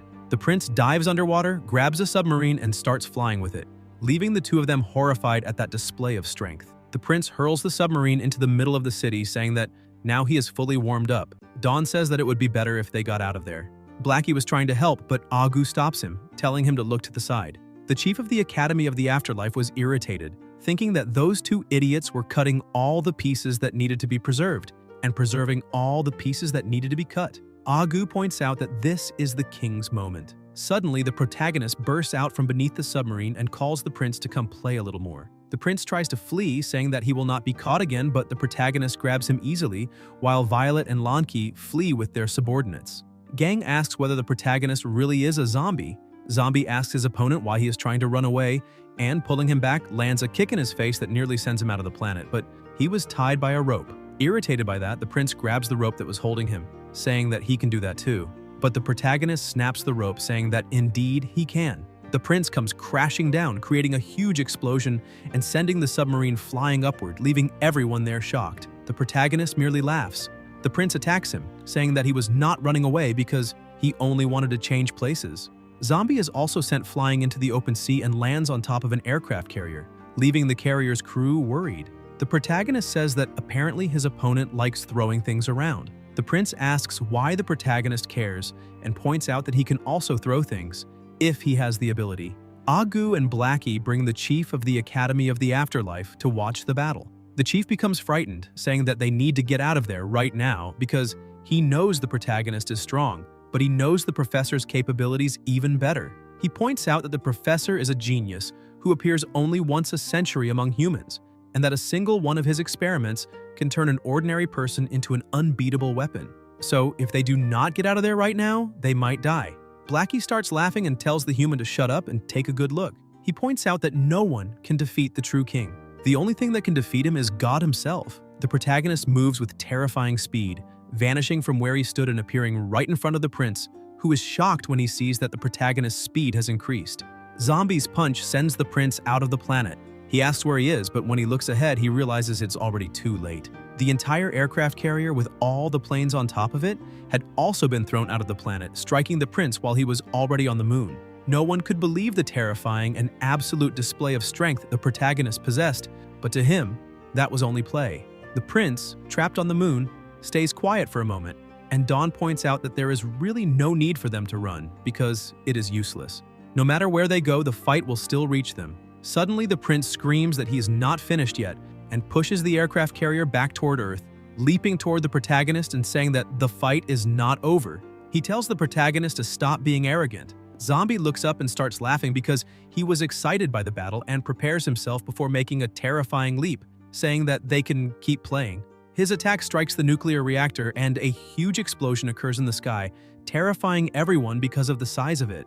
The others can only try to protect themselves. The two return to the ground and the protagonist keeps mocking him, laughing and asking his opponent what the problem is, because he thought he wanted to play a little more. Things like the wounds he just suffered are nothing more than a small itch. The prince could not believe his opponent's strength. Meanwhile, the others were asking if everyone was all right and whether the battle had ended. But the prince gathers all his power and says that this is not over yet, because he has a proposal. Since they are the same kind and cannot defeat each other, then why keep fighting instead of cooperating with each other? Because that way they could destroy that world together. And if he wants, they can divide the world into two parts. So each one gets half, and they never enter each other's side. People remain frightened by that because the battle had reached a completely different level. The prince asks what the protagonist has to say about that proposal. The true king stands up saying that he has no interest in destroying the world. The chief of the Academy of the Afterlife remains worried, saying that all of that is very illogical, and repeats that they need to run, because even though the protagonist is very strong, his opponent is not weak. So they need to preserve the situation and their strength in order to find another opportunity to attack. But Blackie tells him to stop being weak and shut his mouth, asking if he himself was not the one who said that the king could transform only once. The Academy chief cannot believe it. Zombie keeps laughing, saying that his opponent is not worthy of working alongside him, and asks how he dared to say that each of them should have half, because only the weak talk about destroying the world or ruling it every single day. Dawn asks what they're talking about since they are too far away. The prince continues to rage when he hears that he is not worthy, but the protagonist releases even more of his power, saying that apparently his opponent will not understand until he truly receives a proper lesson. The protagonist's body begins to transform once again. His skin, which had looked like that of a zombie, starts taking on the color of human skin. His body changes drastically into human form, leaving everyone shocked. After finishing the transformation, his gaze alone causes panic in his opponent. The chief of the Academy of the Afterlife, who had dozed off, is awakened by a slap so that he can see for himself, because now the protagonist was no longer the king of the zombies, but a new god. The two presidents say that the protagonist transformed again and that he looks completely different from the zombie king the professor created. Now he looks human. The chief of the Academy of the Afterlife says that now the protagonist is even stronger than last time. The prince, confused, asks what is happening there. The energy released by the protagonist's transformation was so great that it changed the atmosphere and climate of that region, causing a heavy rainstorm. Even though he was frightened by that, the prince does not give up and charges at the protagonist, asking whether he is human or zombie. However, with just one movement, Zombie stops the falling raindrops and slices his opponent's entire body. Everything, including the humans around them, begins floating. Ships, whales, and everything else simply behaved as if gravity no longer existed. Zombie stares at the false king and says that he is the father of all zombies. A giant cyclone the size of a continent begins to form, and all things once again become subject to gravity. Violet says that that is not something a zombie can do. A whale is thrown on top of one of the buildings, terrifying the professor and his subordinate. The prince, who is lying in pieces on the ground, asks how that is possible. Four Eyes asks the professor whether he had ever seen a zombie like that before, but the professor says that he has never seen anything like it. The prince stands up and uses regeneration to recreate the limbs that had been destroyed. He asks the protagonist what he is doing because all of that is useless, and assumes that even if he cannot defeat Zombie, the protagonist also cannot eliminate him, since from the very beginning of that conversation, zombie kings are basically forms of life that cannot be killed. So even if the protagonist cuts him into countless pieces, he can still regenerate again. Zombie uses his powers to draw his opponent's body into his hand and grabs him by the neck, saying that apparently he must have misunderstood something about death, asking whether the prince truly thinks that he needs to destroy someone physically in order to eliminate them. The protagonist looks into his opponent's soul and the prince begins screaming in fear, but he starts having a vision of ships surrounding the planet. However, the protagonist's power was so great that a cataclysm was created. Countless cyclones, earthquakes, and everything else began striking the world. He kept shouting the word, "Ancients." An army advanced against him, and one of them says that he is Siege 1351, and that for the 6th time they are ending human civilization, but that this time it will be the last. But the protagonist changes form once again, destroying all of them, as if they were absolutely nothing. The prince was in a mental collapse, and in his mind, the protagonist's eyes alone made it feel as though he was being obliterated from the inside out. Suddenly, he breathes his last breath, and his body stops moving. Things calm down, and the humans ask what is happening and whether it is really over. Zombie releases the prince, who falls to the ground showing no sign of life. The chief of the Academy of the Afterlife asks what is happening and why that zombie is no longer moving. Blackie explains that the false king probably became afraid of death because of the true king's third transformation. The Academy chief cannot understand how anyone could be so afraid of death in that way. The professor also cannot believe how that is possible, but Four Eyes says that unfortunately, it is over. He tries to grab the professor, saying that all the area's defense ships are already gone, and that they need to try to escape while they still can, because if they do not leave now, they may not be able to escape anymore. However, the protagonist appears beside them, making all of them scream in fear. Four Eyes asks the zombie how he managed to discover that they were there, since they had never revealed themselves. They are frightened and trembling in terror. Zombie asks whether they prefer to surrender peacefully or whether they want to go meet that zombie king, and says that they have 1 second to decide. Everyone kneels and surrenders except the professor. But it did him no good, and that is how the professor, who was supposedly meant to be eliminated, ended up being captured alive by Zombie. While everyone was being arrested, the protagonist was alone, crouching. Violet asks what is happening to him, but Dawn says that she does not know either. The truth is that the protagonist does not like doing that. Using his strength is something very frightening, because one small mistake could make him completely destroy the world. That is why he wants to be a good zombie. Violet asks Dawn to go over there and ask what is wrong, but she refuses, saying that she does not have the courage to get close, and asking whether Violet saw how frightening the protagonist can be when he is angry. But Violet shoves her, telling her to go already because if she does, she will be promoted to vice president of the zombies. Even trembling with fear, she goes over there and asks whether he is all right, saying that they are already prepared to return. But the protagonist stands up and says that he is hungry, and that alone is enough to nearly scare her to death. On top of that, he points out that he really wants the tear-resistant shirt he had asked for earlier. Dawn realizes that he is completely passive again. She asks whether he can remember what he just did. He says yes, though it is a little blurry. He points out that he has already lost his sense of time, but clearly remembers eliminating many strange zombies like that one. However, all of them were very weak compared to his true powers, so he does not care to remember when or how he eliminated all of them. Meanwhile, inside the car, the professor starts laughing and his subordinate asks what is wrong. But the professor keeps talking to himself, saying that he never imagined anything as strong as the protagonist, and thrilled by that display of absolute power, becomes obsessed, saying that he will definitely obtain a sample of that being's genes and create a creature even stronger.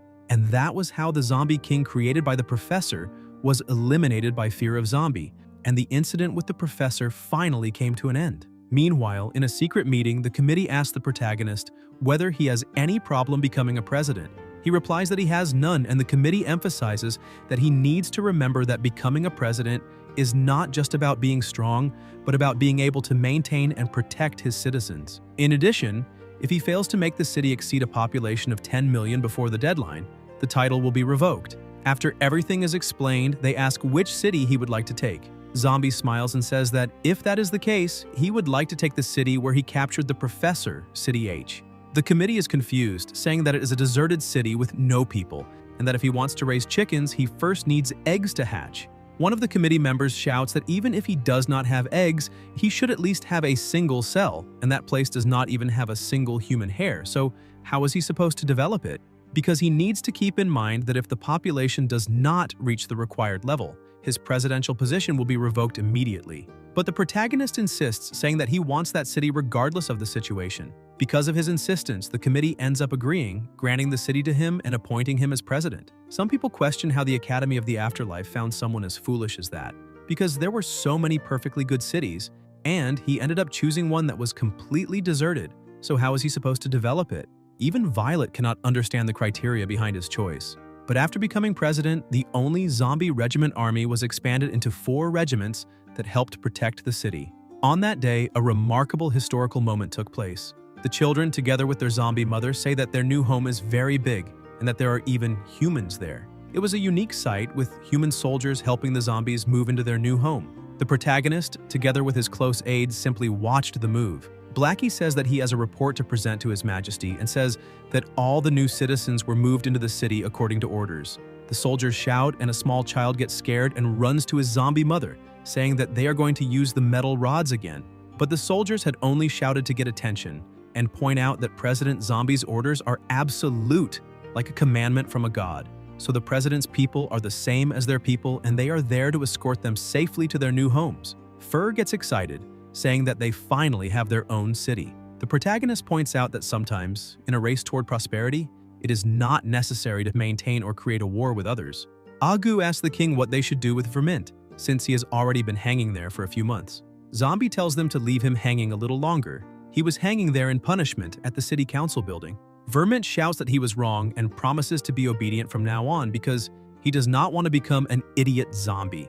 The zombies were finally living a dignified life, thanking the king for giving them a home. Meanwhile, Violet was trying to train with Dawn, but she was being completely humiliated. She asks how that can be happening, but Dawn only laughs at the situation. Violet cannot understand how she can have two completely different personalities. Dawn only keeps laughing and says that she can still fight. Violet feels challenged and charges once again, but Dawn twists her neck backward, terrifying the president, forcing her to retreat and question whether she is still human. Dawn rushes at her at full speed and fires countless shots, making the president run. Dawn asks if Violet does not think that now she can become a president too. Violet remains under pressure, only dodging the attacks, but she decides to go on the offensive, saying that if Dawn really wants to become a president, then she had better show her most powerful abilities. Dawn realizes that the next attack is going to hit her and activates the cells the protagonist had given her. Violet unleashes countless slashes, but Dawn dodges and asks whether the president is really trying because how can she use her most powerful abilities if she keeps acting like that? Violet attacks again, cutting Dawn in half, but Dawn only keeps smiling. The president gets worried, asking why she did not dodge. However, Dawn's body begins regenerating, and Violet asks how that can possibly be fair. The president retreats, saying that this strength is far too exaggerated and questions what Zombie did to her. Dawn asks if now she is worthy of becoming a president, and moving even faster than before, attacks the president, landing a direct blow and throwing her against the wall. Violet admits defeat, saying that they need to stop there. Dawn returns to her normal form and her personality changes too. She gets scared, asking her big sister if she's alright, and emphasizing that she did not do that on purpose. Violet asks if she really is not a zombie, even after being bitten by the protagonist. Dawn says no, because she went through a full examination in the laboratory the day before and everything, even her body cells, is normal. Basically, there are no changes in her body. The president asks how she is supposed to explain turning her head 360 degrees and regenerating. Dawn hesitates a little, but says that she does not know either. However, that feeling is as if she can transform whenever she wants, yet she does not feel anything different. And whenever she feels a little down, she herself can give herself a few stimuli to become stronger. And the best part is that she feels no side effects even after using it for a long time. Violet listens to that whole explanation and gets a little irritated. Dawn notices that the president's reaction is not right and asks if something is wrong. Violet stands up and shouts at her to move aside.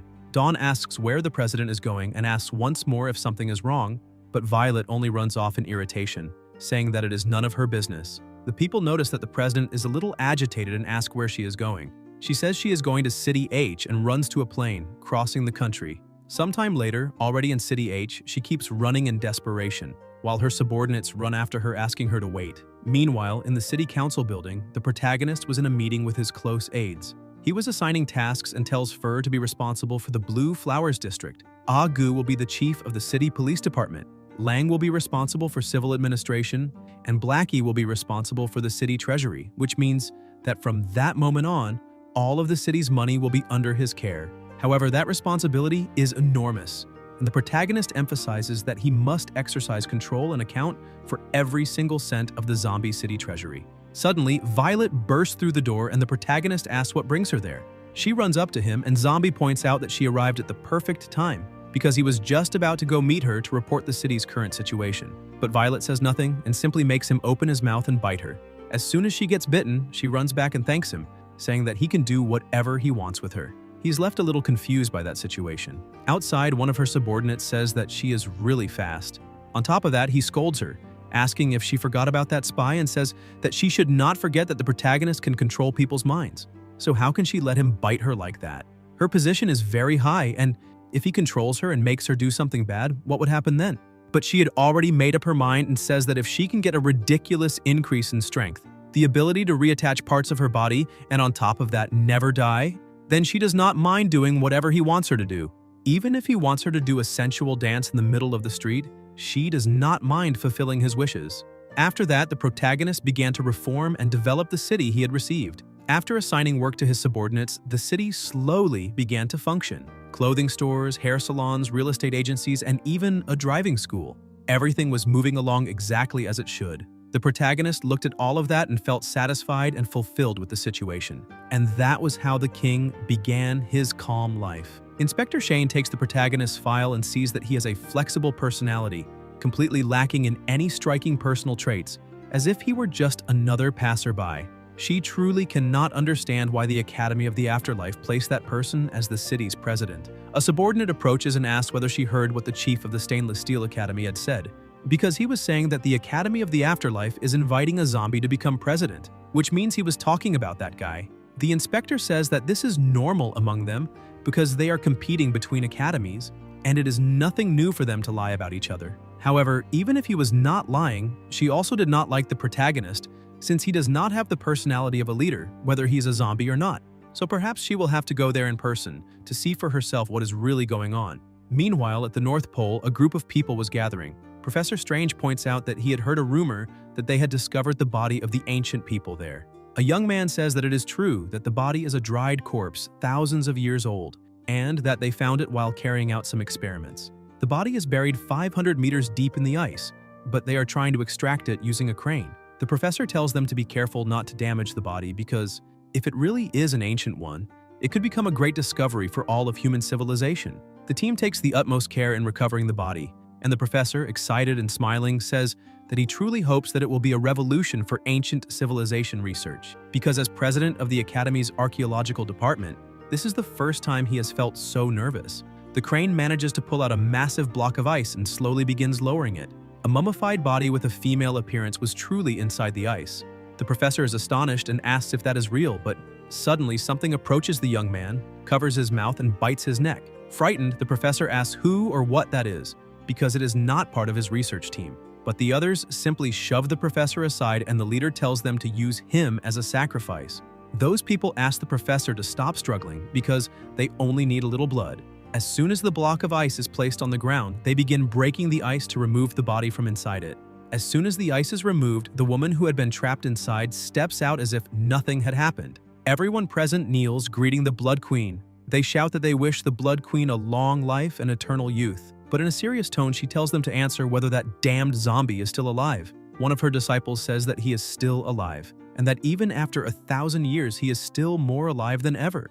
However, even after he wiped out a human civilization last time, now he is together with the humans, and he himself started rebuilding his own clan. Another subordinate tells her to be very careful, but the queen promises that she will not lose to him again. In Guangdong province, at the academy headquarters, the protagonist was enjoying some tea until he receives the information that someone was calling for him. Inside the headquarters, the whole group from the Academy of the Afterlife was gathered. The young man who had been bitten earlier was screaming in pain.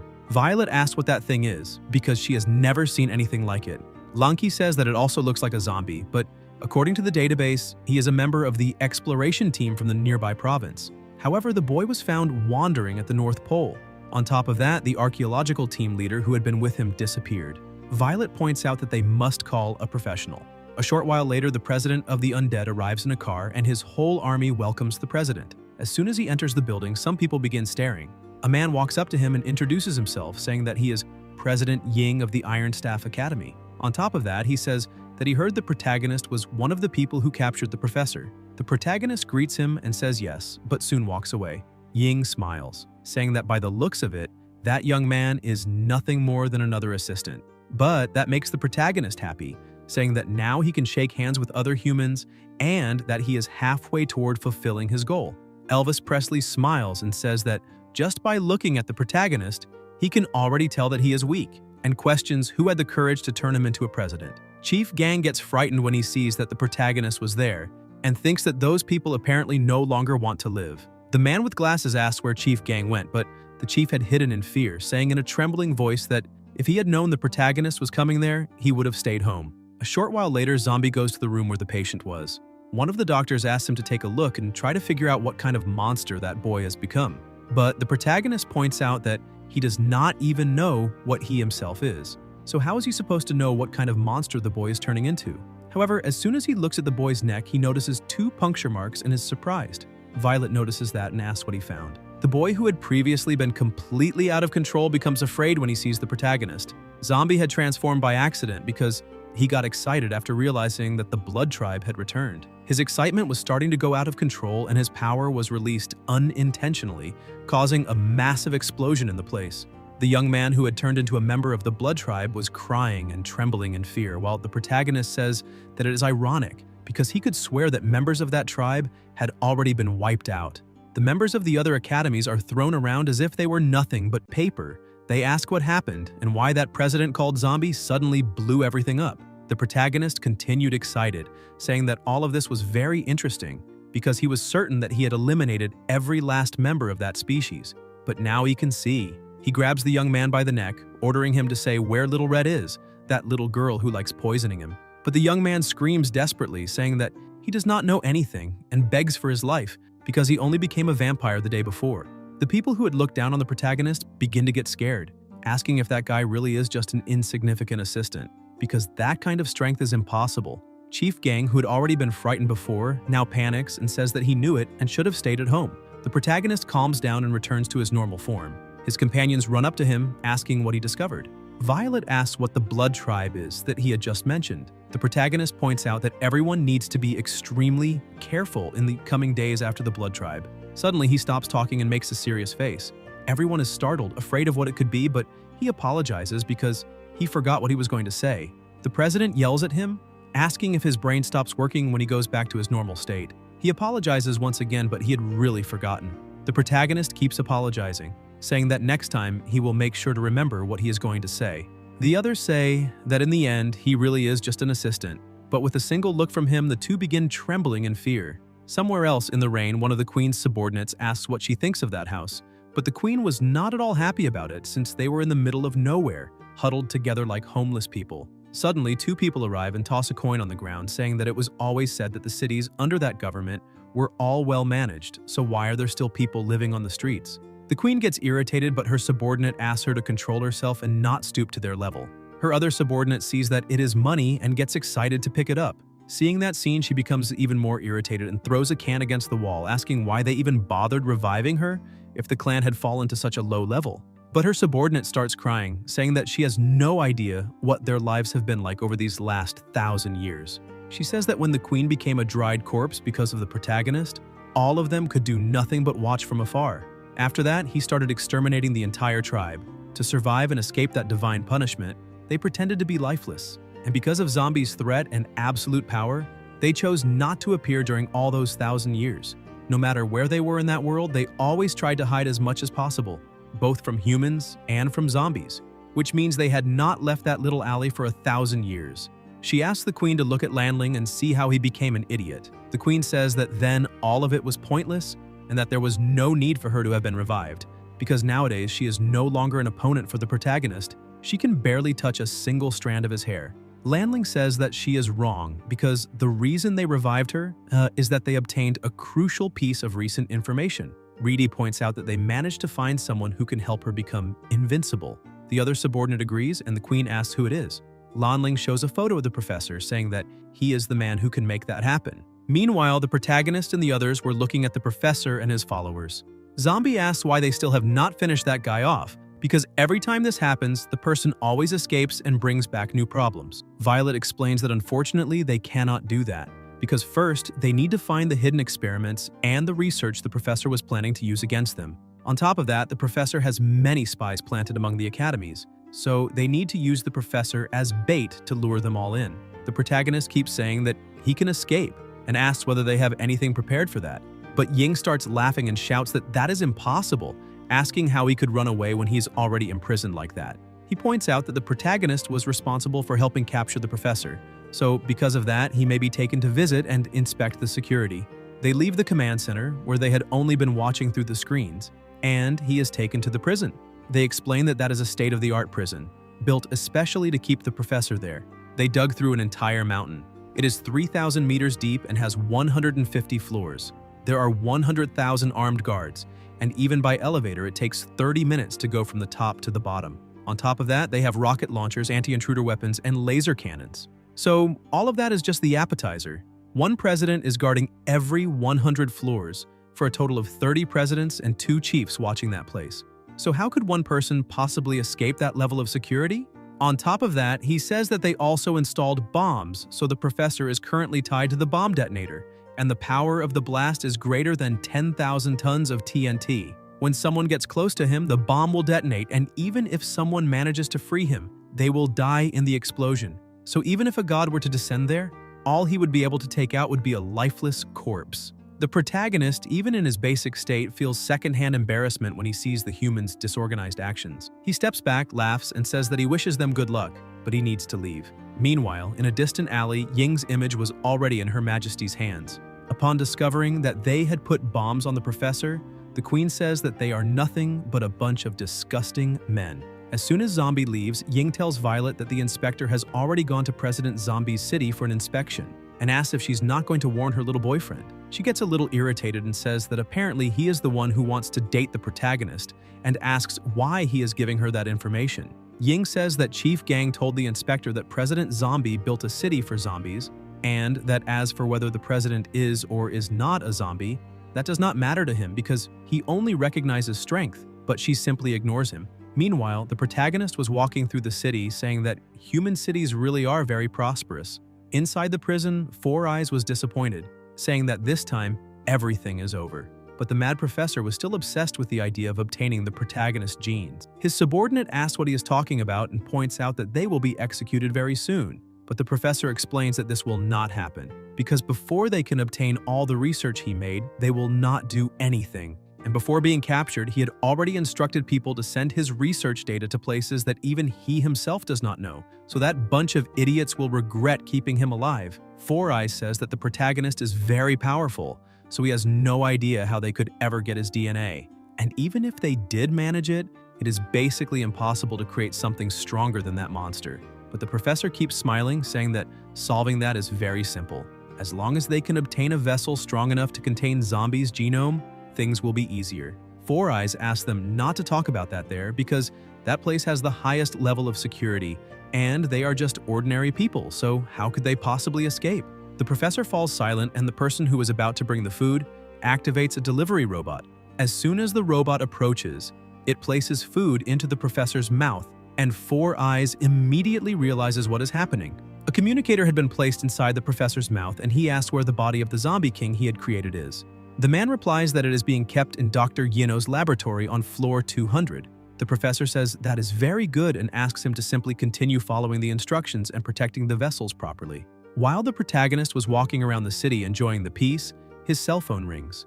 Violet says that there is something he should know and explains that Chief Gang reported him to the inspector. The chief said that he was creating a city for zombies, and that right now the inspector is on her way to his city to take a look. On top of that, she points out that the inspector is the province's auditor, and that her job is to keep watch over the lifestyle and conduct of all presidents.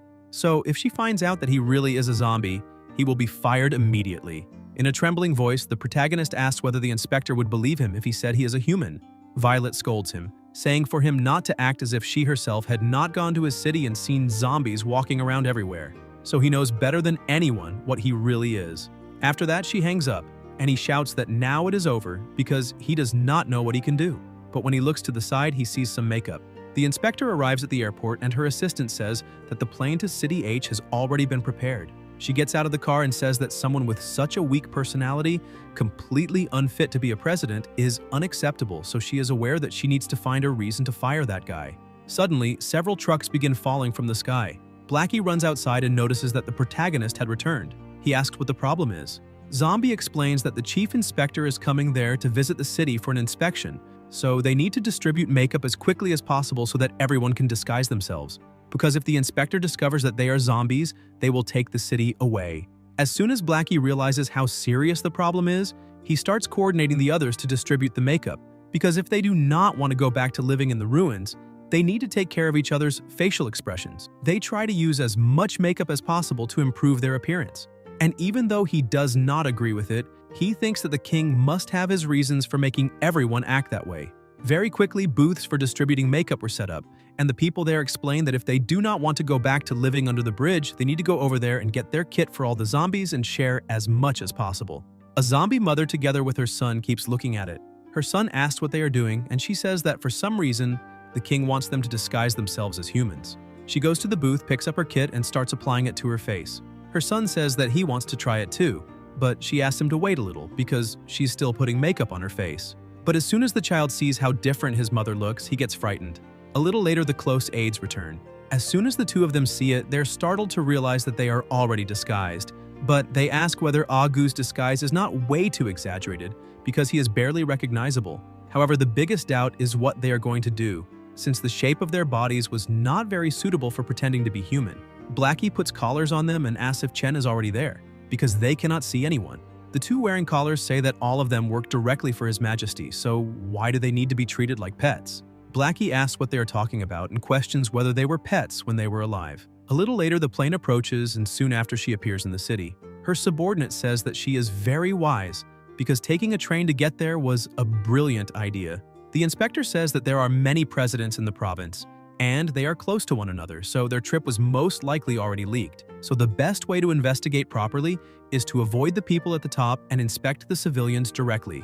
That way they can see the president's city's true face. Her subordinates begin talking among themselves, and one of them asks why the inspector hates zombies so much. The other points out that it is because he is very weak and incapable. However, he says that besides the superintendent, the inspector has never had a good impression of anyone, since she is biased against everyone except the superintendent. His friend asks him to speak more quietly because if she hears that, it could cause a problem. But she turns around saying that she already heard everything and asks whether she really is biased. She points out that ever since the superintendent delegated his authority, every random cat or street fan can become a president. So only someone like Lord Superintendent is acceptable to lead humanity and bring it back to ancient glory. Therefore, only someone with an aura of dignity can be the leader of all humanity. After explaining that, she focuses on her objective, saying that it is time to begin working. One of the subordinates says that it has been quite a while since they last saw Lord Superintendent. The other says that he went out on an expedition and should be back soon. Meanwhile, at the airport, the plane had already landed and they were waiting. Blackie thinks that is very strange and asks why the inspector is not there, because she should have already gotten off the plane.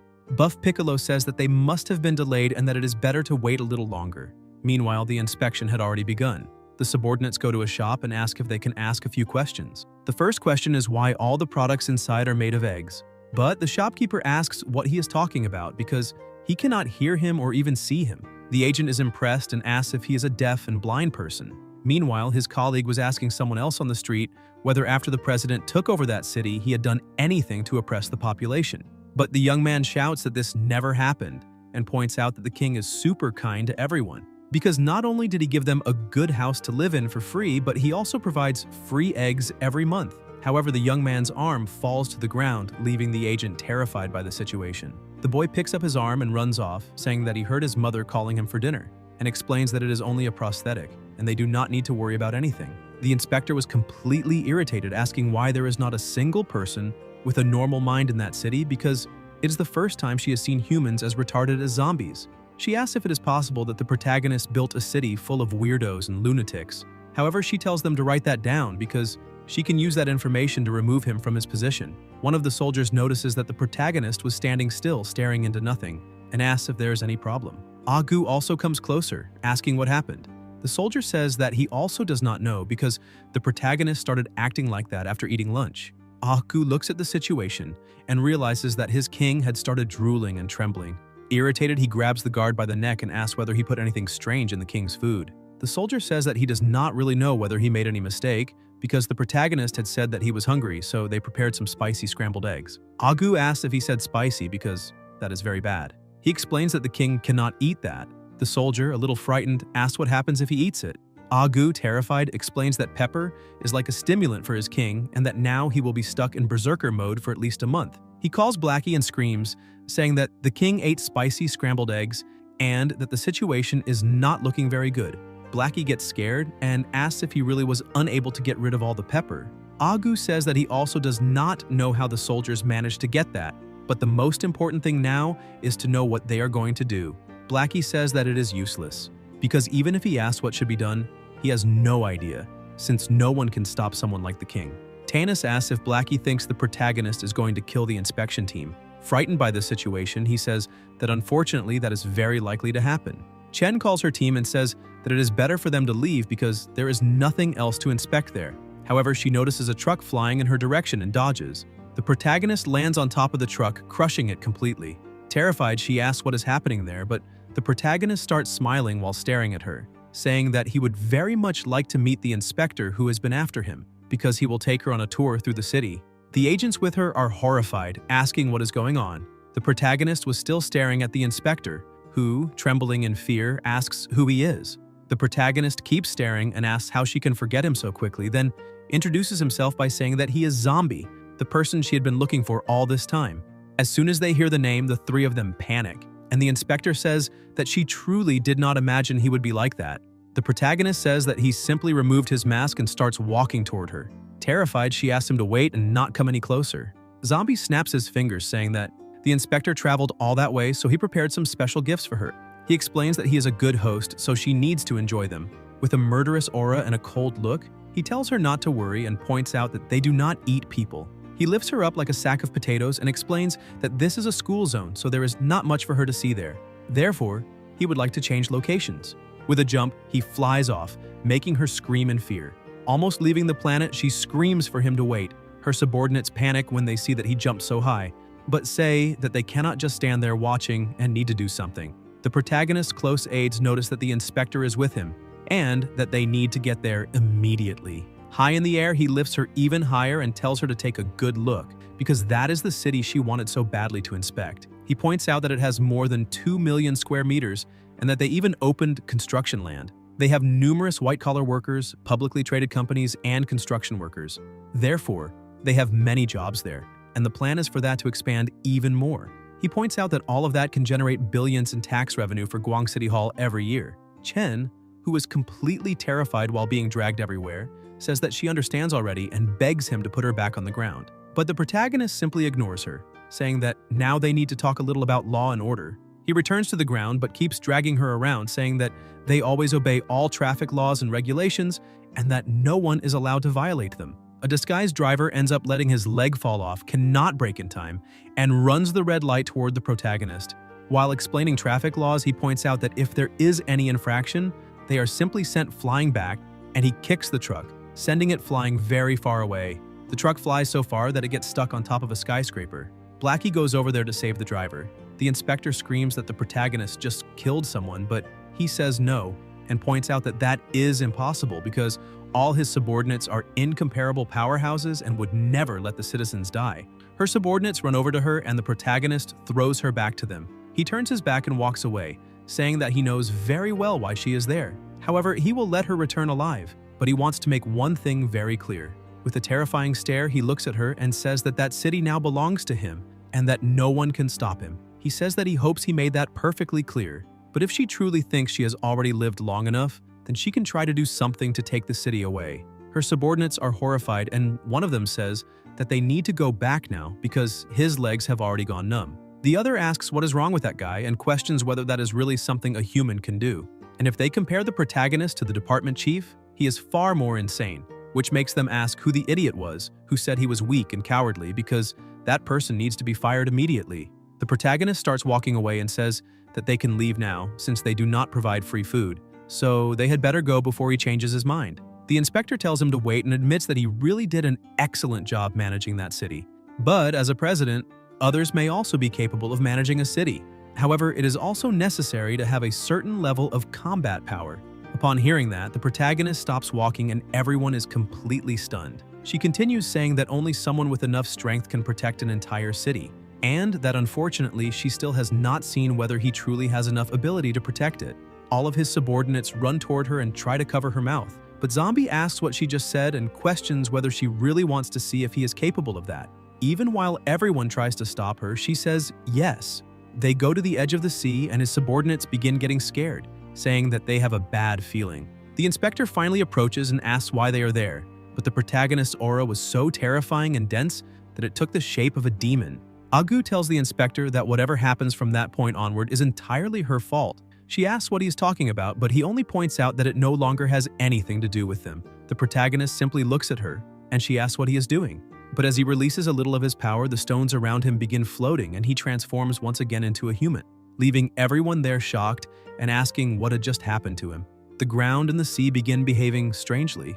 Her subordinates say that they just felt the air change and ask what he is trying to do. But when he jumps, the pressure is so great that it throws everyone backward, pushing the seawater away. They ask where the president went. Agu brings binoculars, and as soon as she looks, she is stunned because he was on another planet. Trembling, she asks how that can be possible. The protagonist looks back at Earth and focuses. The inspection team screams that that man is completely abnormal and that there is no chance he is human. As he focuses and throws a punch into the air, the pressure of the blow alone displaces an enormous mass of air. His close aides scream that that is not good at all. Agu shouts for everyone to protect themselves immediately. The mass of air displaced by the protagonist strikes the middle of the ocean, causing a massive tsunami. Agu manages to protect everyone, but the whole world feels that tremor. The alarm at the Academy headquarters goes off, saying that danger is approaching and that a level 12 tsunami has been detected. Violet could not believe what she was seeing and asks whether the world is ending. The alarm keeps ringing and level 1 defense is activated, preventing the water from entering the city. The protagonist returns to the ground, once again creating an opening in the middle of the waters, and asks whether she has seen enough now. A gigantic vortex is created and the water surrounds everyone. The inspection team was completely terrified and could barely remain standing. Having accepted the situation, they simply stay silent and get into the car to leave. The inspector says that he is a monster, and her subordinate says that there is no chance he is human, because even monsters are more human than he is. His close aides ask if that was too exaggerated and whether it is dangerous that they may want to inspect the city again. But Blackie points out that he has the feeling that this is not going to happen. The inspector lost her mind after returning, and the protagonist's city quietly received approval. At the same time, on the other side of the planet, inside the prison laboratory, several people were commenting on how strong the protagonist was, since they could not understand how he had managed to eliminate that man. They also felt it was truly a pity what had happened with the professor, because in order to create a monster of that level, he had basically been trying to create a god, and if the professor had been working for humanity, the real question would be how advanced they might be by now. While they were distracted, saying that it was impossible for that thing to still be alive, other scientists were preparing a small mixture. The professor gave the command, telling him to do only what had been agreed upon. The order was to mix CHR-47 with some secretions from the main vassal. The mixture had to follow a 7-to-1 ratio. Since the Zombie King had only had his consciousness destroyed while his physical body remained intact, they needed a chance to revive him. After the mixture was ready, he would need to find the perfect opportunity to inject the solution into the Zombie King's body. One of the presidents said he would step out of the room to patrol, and the other replied that they were 3,000 meters underground, so there was nothing to patrol down there. The professor's subordinate seized this opportunity and injected the liquid into the Zombie King's body. The president reacted quickly, shoving him against the wall and demanding to know what he had just done. Suddenly, the Zombie King opened his eyes and caused a massive explosion. Ying was startled when he saw that the alarms had been triggered and asked what was happening. The Zombie King came back to life, and the professor ordered him to eliminate everyone and get him out of there, promising that if he succeeded, he would turn him into a zombie as strong as the protagonist. Meanwhile, inside an airplane, a man kicked the door open, holding a gun in his hand and shouting for no one to move, saying that if everyone behaved, then no one would get hurt. He approached the pilot and told him not to try anything funny because once they were done, the plane could return to its normal route. The Blood Queen pointed out that it seemed the place had an early warning system covering a radius of 100 kilometers, and that this was the only option for them to get inside. Lanling told her that they had self-destruct bombs planted there by the professor, and asked whether she had a better battle plan. The Queen replied that it was unnecessary, saying those were merely human tricks, and if she could not deal with something so simple, how could she be considered a queen? The only way to deal with those who resort to violence was to be even more violent. She ordered her disciples to eliminate everyone in their path. The presidents noticed that someone was approaching through the air. Ying shouted that it was a prison break and that everyone had to prepare to defend the place. The armed guards tried to contain the invaders, but they kept advancing. One person told everyone to stay calm because they still had the 30 presidents with them. Gang and the chief of the Beyond Academy heard a loud noise and wondered if it could be a prison escape. The Blood Queen entered the floor. A little lower, on floor 320, Ying and his companion were guarding the area. On floor 500, the chief of the Beyond Academy and gang were ready. Far below, on floor 2990, the fake Zombie King was breaking free, while the professor was on the very last floor. With extreme ease, the fake Zombie King defeated everyone in his path and went to the professor saying that he hated him. He questioned what made the professor think he would save him, saying that if he had to choose between the professor and the protagonist, the most important thing was for the professor to die. However, the professor remained confident with a smile on his face. He told the Zombie King that after fighting the protagonist, the Zombie King probably believed he was unbeatable against anyone except the protagonist. But the professor reminded him that he was his creation, and although he himself was only an ordinary human, the Zombie King needed to understand one thing. If the professor wanted him alive, he would live, and if the professor wanted him dead, he would die.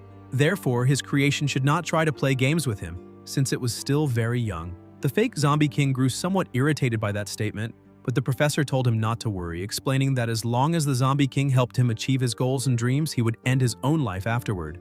The Zombie King felt somewhat relieved and remarked that humans were 10,000 times more terrifying than any other form of life when they went insane. He asked whether what the professor had said about making him stronger than the protagonist was true. Without hesitation, the professor accepted the responsibility and promised he would make him the strongest, adding that he never went back on his word because that was his ninja way. Meanwhile, on the upper floors, the presidents were trying to hold back the invaders. Ying asked who they were and why they were there. The queen merely stared at them, and after a few seconds said she did not want to waste words with them, so she would give them two choices: either hand over the professor and leave alive, or stay and fight to the death while experiencing her true power. Ying prepared to attack her, questioning who she thought she was to make such a ridiculous demand. The other presidents took the chance to attack at the same time, but in the blink of an eye, they were completely defeated. The chief of the Beyond Academy and the chief of the Stainless Steel Academy were defeated instantly. They asked what had just happened because they had not seen anything. Other soldiers appeared and were frightened, but did not hesitate to attack. However, their weapons had no effect on her body, not even her eye being damaged by the gunfire. Her subordinate kept smiling, saying that human technology was only mediocre, and began destroying everything in front of her. Meanwhile, underground, Four Eyes, who was helping the professor walk, asked why the bomb had not exploded since everyone had said that if someone approached, it would detonate. The professor explained that nothing had a perfect system, and that when a system was turned off, there was a 2-second window before the sensors came back online. Four Eyes, still frightened by the professor's ambition, pointed out that the Zombie King was already very strong, and questioned whether they really intended to make him even stronger, warning that if they continued like this, they would face huge problems. The professor replied that there was no better vassal than him, but as soon as they reached the outside, the Zombie King noticed that everyone had already been defeated. Four Eyes and the professor were also shocked and asked what had happened. The queen appeared and told the professor that someone who could not touch even a single hair on the protagonist's body after he entered the second phase was not suitable to be a vassal. The two were stunned, and the Zombie King felt humiliated. The queen offered for him to use her body for his new experiments. The Zombie King looked at her and laughed, asking if she was really saying she was stronger than him. She confirmed it and added that the difference between them was enormous, and if he did not believe it, he could test it. The fake Zombie King tried to attack her, but she dodged and punched him in the face, shocking everyone. The punch was so powerful that it destroyed all the walls in its path. The fake Zombie King, with a trembling voice and completely furious, said that the attack was as strong as the protagonist and asked how that was possible. Realizing there was no way to deal with that woman, he prepared himself and tried to attack the bomb, shouting that they would all be eliminated together. The professor tried to stop him, warning that it was nuclear. Four Eyes said he already knew that man was not trustworthy, but before the explosion could consume the place, the queen used her abilities to compress the bomb and reverse the situation. The bomb that had been exploding returned to normal and stabilized. Shortly afterward, it fell onto the fake Zombie King, pinning him to the ground. She could not understand how such an insignificant being with such a ridiculous amount of strength dared to call himself a king. Using her powers, she pulled him up and held him by the neck, asking how the protagonist had defeated him. He refused to say, but realized that the effect of her gaze was the same as the protagonist's. Terrified, he began screaming that both of them were monsters from the past civilization. Once again corrupted and destroyed by fear and panic, he lost consciousness. The queen told him to learn his place, and in that way, the pitiful Zombie King who had been resurrected, only to be eliminated again by the Blood Queen, lay lifeless on the ground. Everyone present could not believe how easily she had defeated him. She looked again at the professor, who asked if she was good enough to become a vassal. And once again, with ambition consuming his body and mind, he smiled and said that the answer was obvious. In the protagonist's city, Violet wanted to speak with him because she had something very important to discuss. Agu tried to stop her, saying it was not a good time to talk to the king. However, she said it was an emergency and that she had no other choice, so she had to be taken to the king. He kept refusing, saying it could be dangerous. She asked why it would be dangerous and ignored all the warnings. She opened the door and said she had urgent bad news. But the moment the protagonist looked at her, she became startled and asked since when he spoke and acted like that. Zombie kept smiling and asked if she did not think it was more interesting to change things once in a while, then asked why she was looking for him. The president explained that the professor had just escaped. The protagonist calmly replied that he already knew, because that bunch of trash could never dream of stopping Little Red. Violet was shocked and asked how he knew since it had only happened 10 minutes ago. The protagonist explained that Little Red used the power of her bloodline, so naturally he could feel it. Violet was surprised to hear about the bloodline power and shouted that she needed to report it to her superior. But the protagonist hugged her and said that now that she was there, she did not need to hurry away, since he had not been able to mingle peacefully with humans for a long time. He asked why they did not stay and eat something while he showed her around the city. She was startled and slapped his hand away, telling him not to try anything funny and asking why he wanted to show her the city when she had already heard what he did to the inspector. She added that she did not have time to waste because it was an emergency she needed to handle. As she was leaving the room, the protagonist called out and asked whether she was not interested in how he used his own bloodline power. That sparked her curiosity, and she asked if he also had that power. Zombie simply smiled at her. She sensed the pressure and the emptiness in his gaze and said that if that was the case, she would accept a date. Meanwhile, at the medical center, doctors were desperately trying to revive someone. One doctor said that the chief of the Beyond Academy was still breathing. With a weak and trembling voice, he tried to speak to a doctor who approached and asked what he wanted to say. The chief asked them to call the head of the department. Meanwhile, in one of the professor's laboratories, the queen was waiting while the professor stared in amazement, saying that it was the first time he had seen such a perfect body, something completely beyond science. Lanling interrupted them and asked whether they were conducting some random experiment and whether the protagonist's genes could really be used to enhance the queen. He said they should not do anything that might harm her. Four Eyes told him to relax, since the professor's experiments and research were at the very top among all humans. The professor said there had already been a successful case before, but they had all been improved thanks to Zombie. Furthermore, the queen was not human, so he saw no problem. And now they only needed the protagonist's genes. Everyone was shocked and asked whether the professor really expected them to go to Zombie and pull out a strand of his hair. But the professor said he was not stupid enough to send them to their deaths. The queen's subordinate asked how they would obtain the protagonist's genes, since he would never give them as a gift. Four Eyes began laughing and showed a vial, saying that something so simple would not stop the light. Everyone was surprised and asked how they had gotten that. The professor explained that there was a human woman who had obtained the protagonist's genes, and to confirm whether she had truly turned into a zombie, she had been subjected to a full body examination. As soon as he learned of this, he asked one of his collaborators to collect a vial of her blood. Four Eyes added that having spies among the enemy was always useful, and now it was time to begin. Meanwhile, early that evening during the meeting between the protagonist and the president, she came to understand a little about the situation, and said that his power truly did not match his name. However, she had a doubt and asked what would happen if she could not return, and whether there were any side effects. The protagonist simply stayed silent and stared at her. The president told him to say something, but suddenly he returned to his original form. Annoyed, she began scolding him, asking whether he could not finish speaking before changing back, saying that she had given up something very important to go on a date with him, and that he could not just change his face and pretend he knew nothing, because he had to take responsibility. She kept shouting and demanded that he change back, but the protagonist said he did not want to, and pointed out that he had not forced her to go on a date since she had agreed willingly. Violet asked the chef where the peppers were because she wanted a kilogram, but he explained that all the peppers in the city had been confiscated by the head of the department, Blackie. 2 months later, Lonky said that it was the second time she had gone to the hospital to see her chief. He said that he had asked her to send the message before losing consciousness and asked whether she had done it. She told him to relax and explained that she had used the satellites to send the message as quickly as possible about what had happened, even classifying it as a red-level emergency. However, she was furious about the situation, saying they were all truly useless because there had been so many guards and presidents, and even an active nuclear core. Yet they had all been defeated and destroyed by a single woman.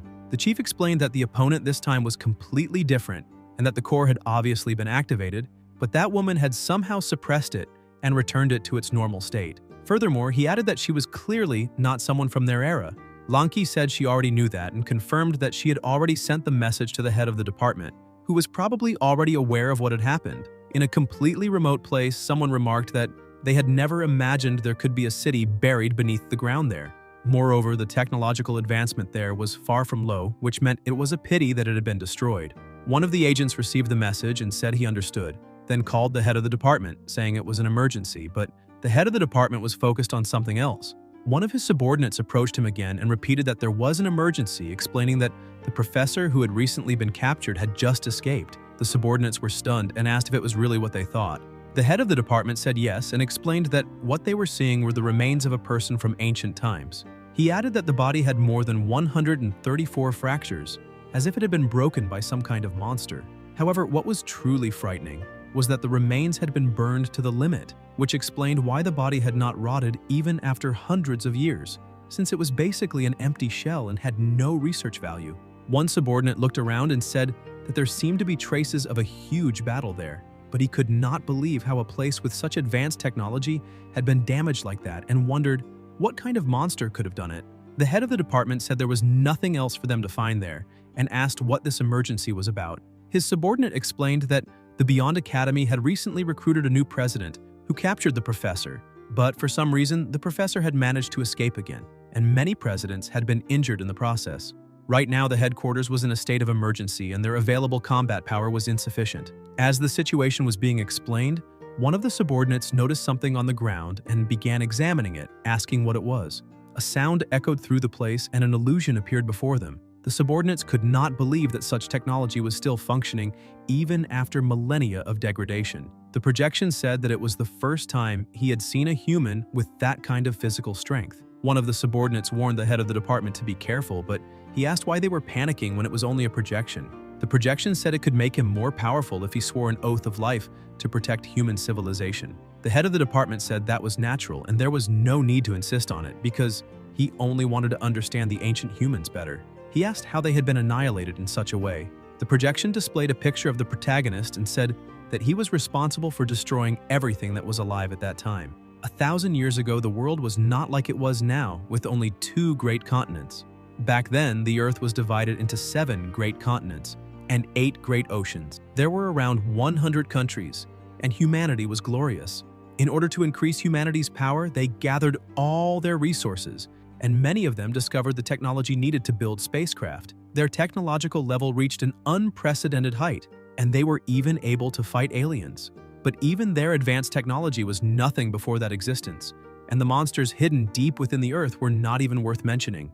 Despite all that power and glory, there was still one absolute existence. That zombie was the only one they could never defeat. A subordinate asked why they could not defeat him.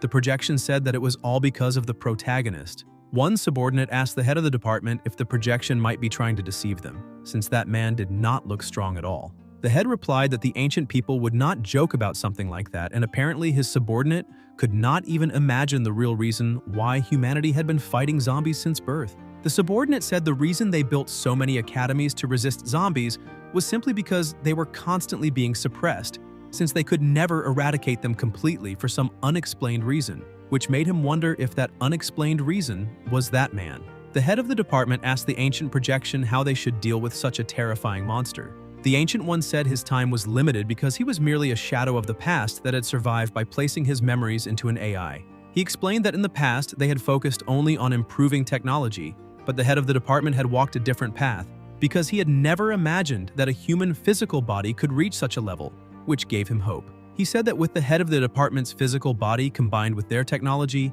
they had a small chance of defeating him. One of the doors opened and the technology was revealed. The head of the department asked if that was ancient technology. The ancient one told him to always remember that no matter what race appeared on Earth, zombies were humanity's greatest enemy. The head of the department told his subordinate to take the gauntlet and thanked the ancient one, promising they would not disappoint him. After taking the gauntlet, he gathered everyone and said it was time to leave because the rest of the equipment there was useless.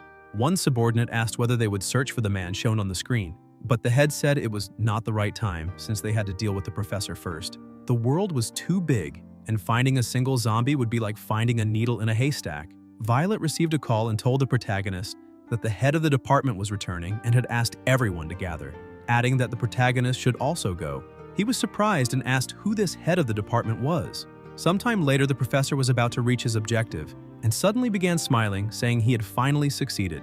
Lanling, holding a coin in his hand, lamented that the entire tribe only had one coin left and that with the Blood Tribe ruler, they could not feed everyone, even if he worked 10 different jobs a day. Even the coin he obtained by begging was not enough. With a sad look, he said he did not want to be eliminated. His companion told him not to be depressed and asked whether he had forgotten who they were because they had abilities and were very strong, so they could do some side jobs.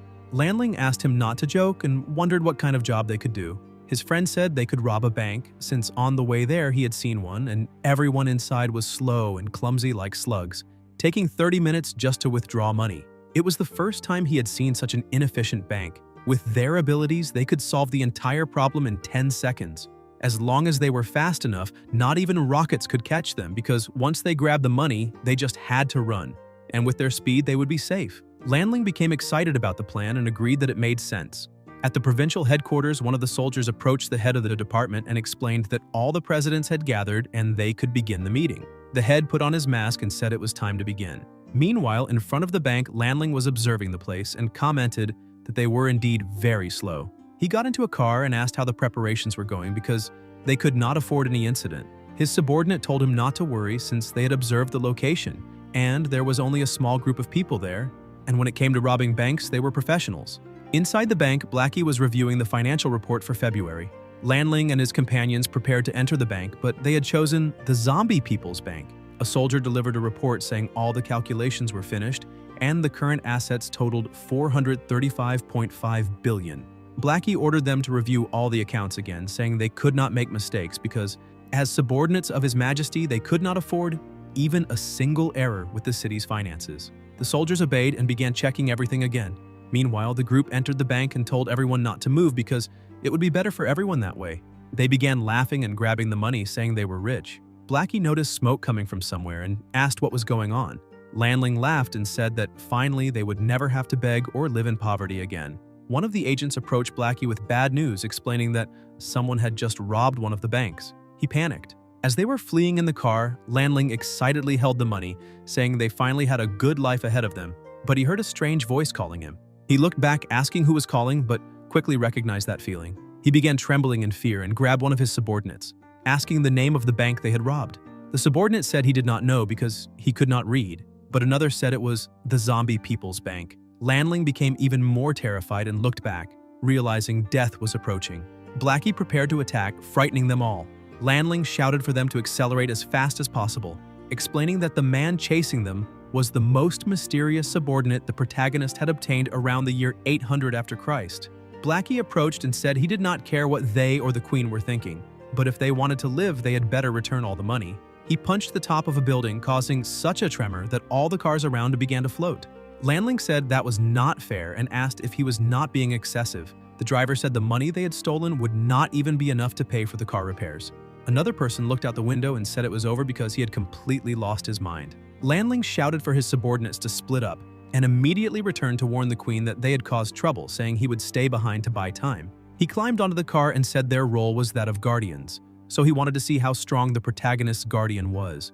Blackie replied that no one was authorized to leave. He advanced and struck Lanling directly, asking whether he truly thought they were on the same level because he was not qualified. With that single punch, Lanling was thrown kilometers away and the money was recovered. Meanwhile, at the district headquarters, everyone had gathered. As soon as the head of the department entered, everyone greeted him. He said he had just received the message about the professor's escape, but before that, he had an important matter to announce. He showed them the gauntlet and people asked what it was. The head explained that it was a piece of ancient technology, astonishing everyone. He continued explaining that he had found it in the deepest part of the canyon, and when he learned all the useful information about the ancient civilization, he was completely shocked. Ying became excited, saying that with ancient technology, the professor and that crazy, perverted woman would no longer even be worth mentioning. However, the head said they would not use it against the professor because it was reserved for something much bigger. According to the description left by the ancient projection, there was a terrifying monster living on Earth, and the ancient civilization had been annihilated by that same monster. People began to worry, and Violet asked whether he was joking and whether he was really saying that such a monster existed on Earth. The head confirmed it, and the protagonist stepped closer to look at the gauntlet while the head explained that the ancient people emphasized they must treat that monster as an extremely high-level threat. It was a monster that had destroyed an entire civilization, so they had to be extremely careful. The president asked whether such a monster really existed and where it could be. The head replied that he did not know because the ancient people had not said much. It could be anywhere now, so they had to remain vigilant. The protagonist asked how he intended to use that thing. The head said that even though the ancient people had not explained it, they could deduce its use simply by looking, and he had already figured it out. He only needed to put it on his hand and press the button in the middle. He resumed explaining that they had to find that monster and eliminate it as soon as possible. But suddenly, he looked to the side in shock. The head tried to grab the gauntlet, and everyone asked what was happening. Lanling, who had been thrown by the protagonist's subordinate, crashed into the tower and caused a tremor. The head of the department managed to grab the gauntlet, and the president asked what was going on. Lanling was unconscious, and Blackie walked over and stared at him. Lanling begged his queen for help. Everyone remained confused, asking what was happening and who that man was since they had never seen him before. Violet was stunned and wondered whether he was one of the protagonist's subordinates. Zombie asked what his subordinate was doing there. One of the head's subordinates warned that the other party was a zombie. The presidents rushed forward to restrain him. Ying said that Zombie was extremely arrogant and asked whether he knew where he was. But Blackie, furious, shouted that it was none of their business and defeated everyone with ease. The presidents asked what the hell that was and why they were being defeated so easily, saying that whether they were presidents or not, they were always treated like cannon fodder. Dawn was also shocked, saying that man was on another level compared to the one with the chainsaw.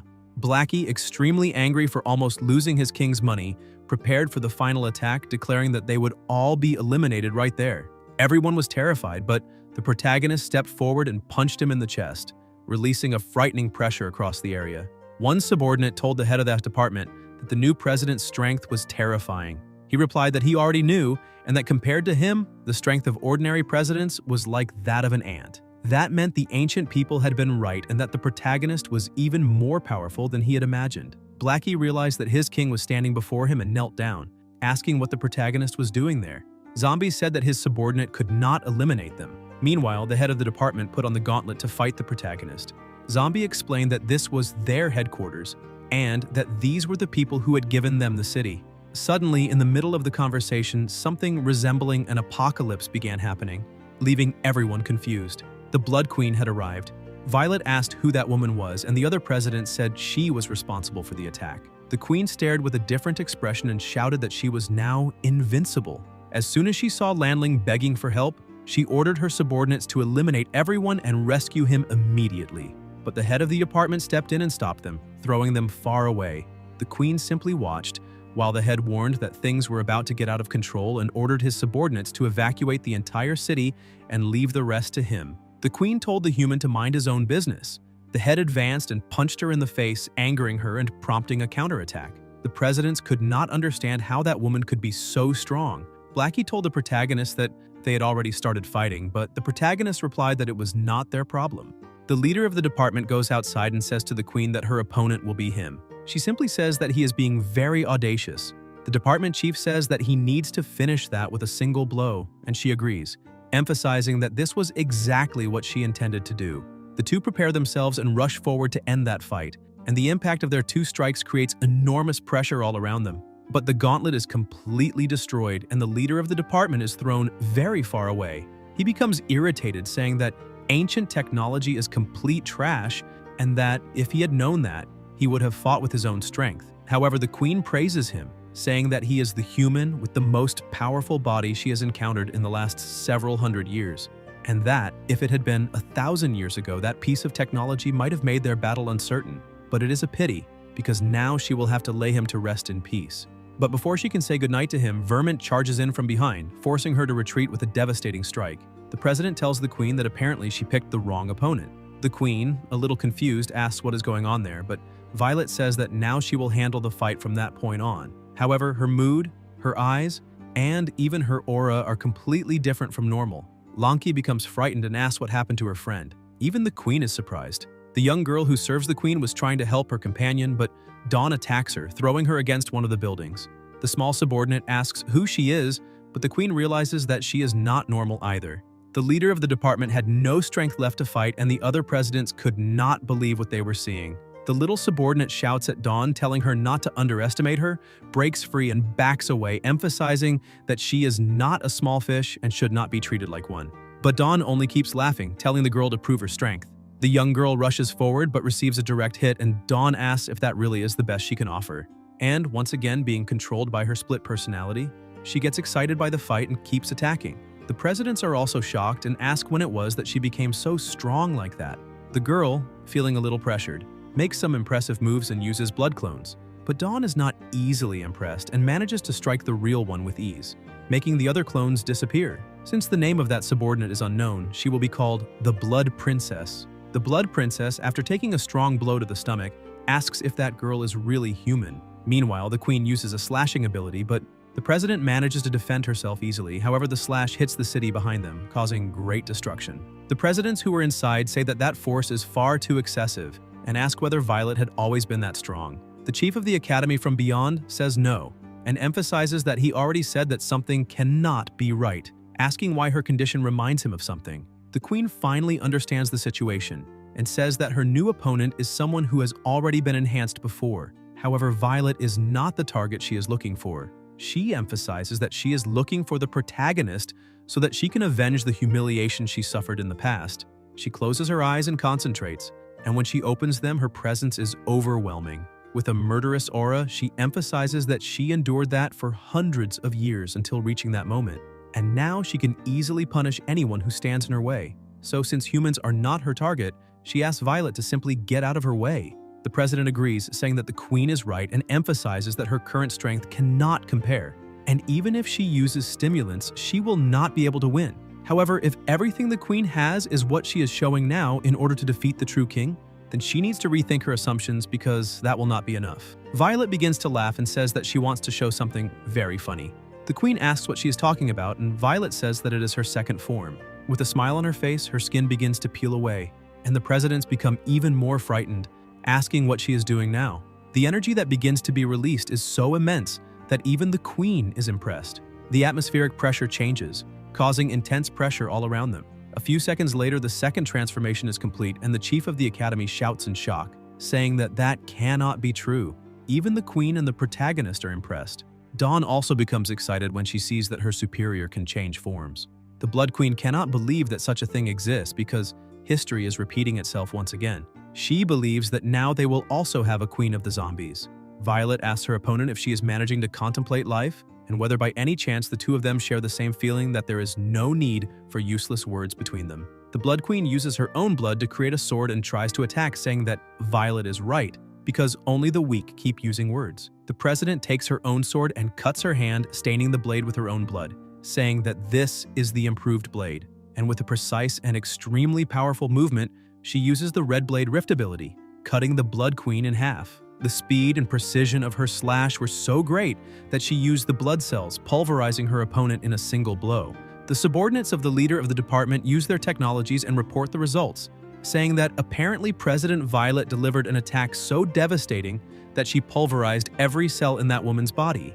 The chief of the academy asks what kind of tasteless joke that is, and Lanki realizes the abyss that lies before her. But Violet looks behind her and says that she knows very well that that woman is not so fragile and asks if she really thinks she can hide. Suddenly, the cells of the body begin to reconstruct and the queen's body remakes itself completely. The presidents become even more frightened by that, asking if the two of them are still human. The protagonist realizes that the red one is almost getting serious, so he wants to change places to watch the fight a little better. The president warns that the protagonist had told her that the red one is an old undead monster from hundreds of years ago, so that is why she cannot be judged with normal logic. The head of the department shouts when he hears that she is an undead from hundreds of years ago. Lanki argues with the protagonist for having given all the information to only one person, but he says that that is a very dangerous place and that they should leave as well.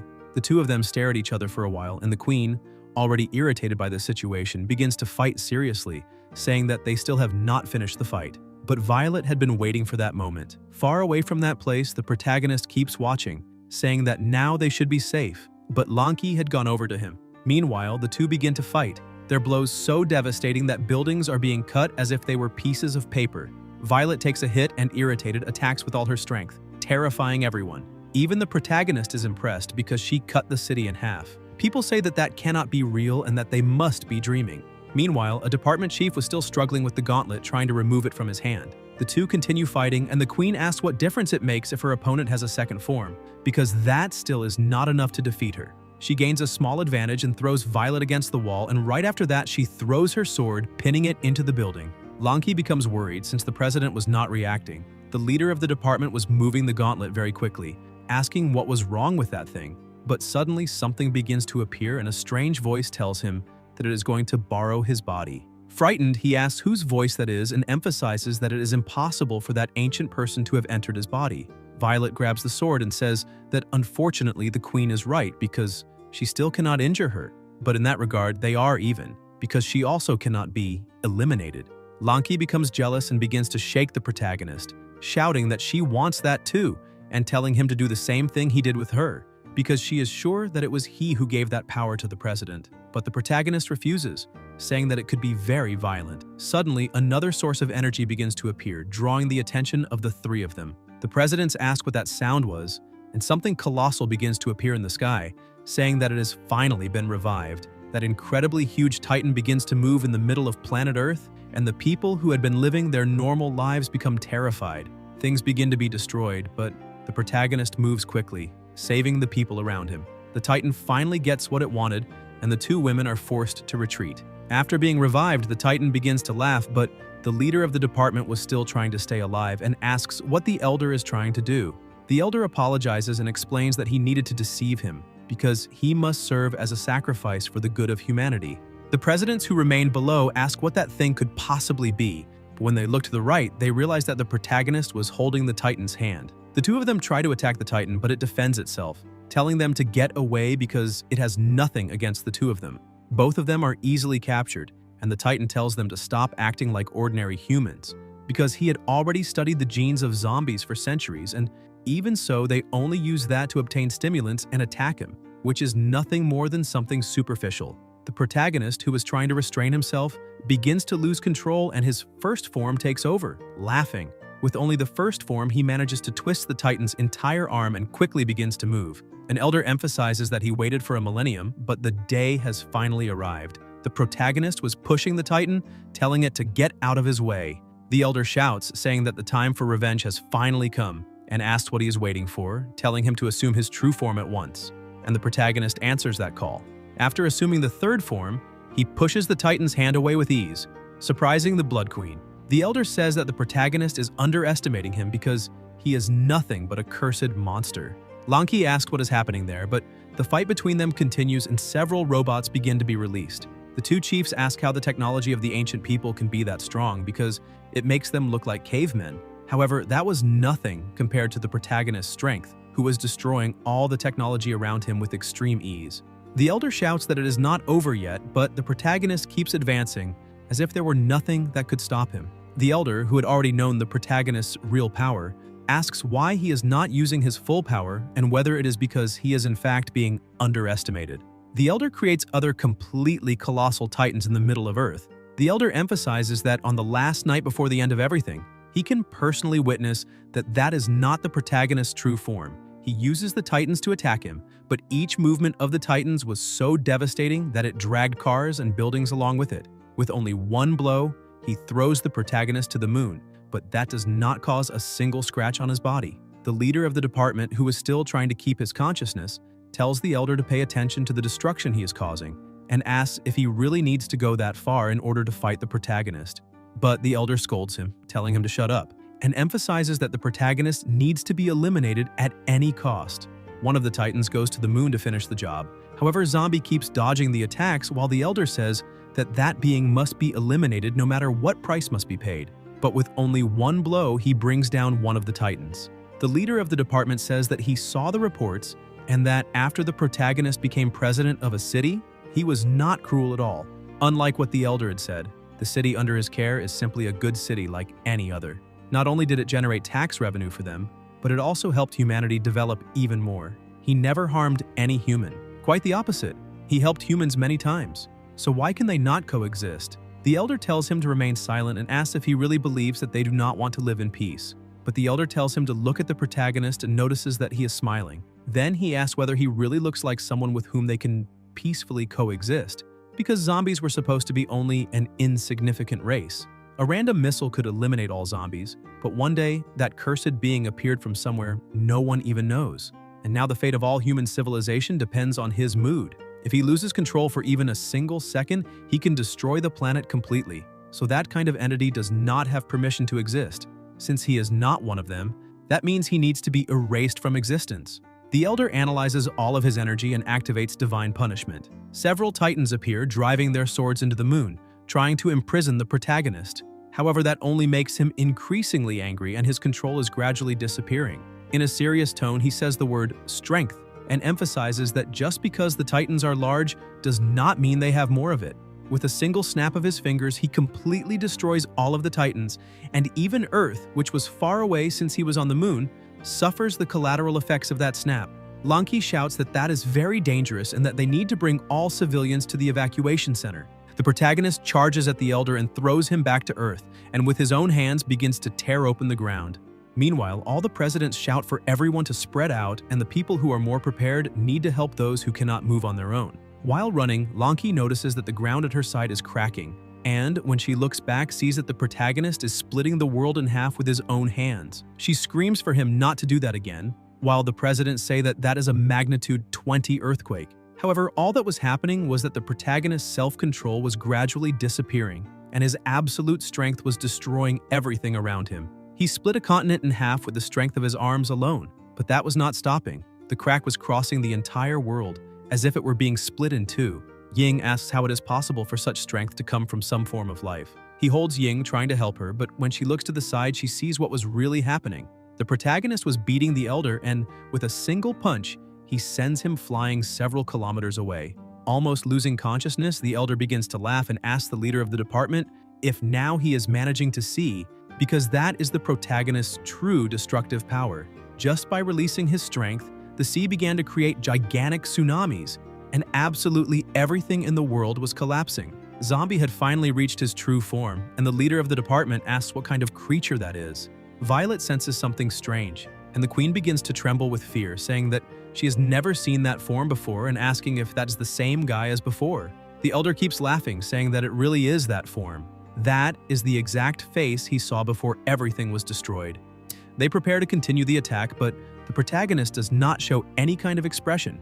Blackie becomes frightened and asks whether his king has lost his mind. He tries to run as fast as he can, saying that the Elder will definitely be dead and that he needs to get out of there if he does not want to be destroyed along with him. The Elder begins to channel even more strength while laughing, saying that he can finally see that form after so much time. He apologizes to the head of the department, saying that his body may suffer a little. The chief of the department still tries to stop him, telling the Elder to stop. However, the protagonist's strength is something beyond any kind of entity present at that moment. Just by raising his hand, the Elder's armor begins to fall apart, and as soon as he closes his hand, the Elder's body begins to twist, creating a powerful explosion that reaches even the sky. That was enough to completely shatter the Elder's body, who refuses to lose while asking why, even after becoming so strong, he is still incapable of winning. The Elder's body was destroyed, and the body of the leader of the department returns to its form, but with a hole in the middle. The presidents ask whether the leader of the department was really eliminated.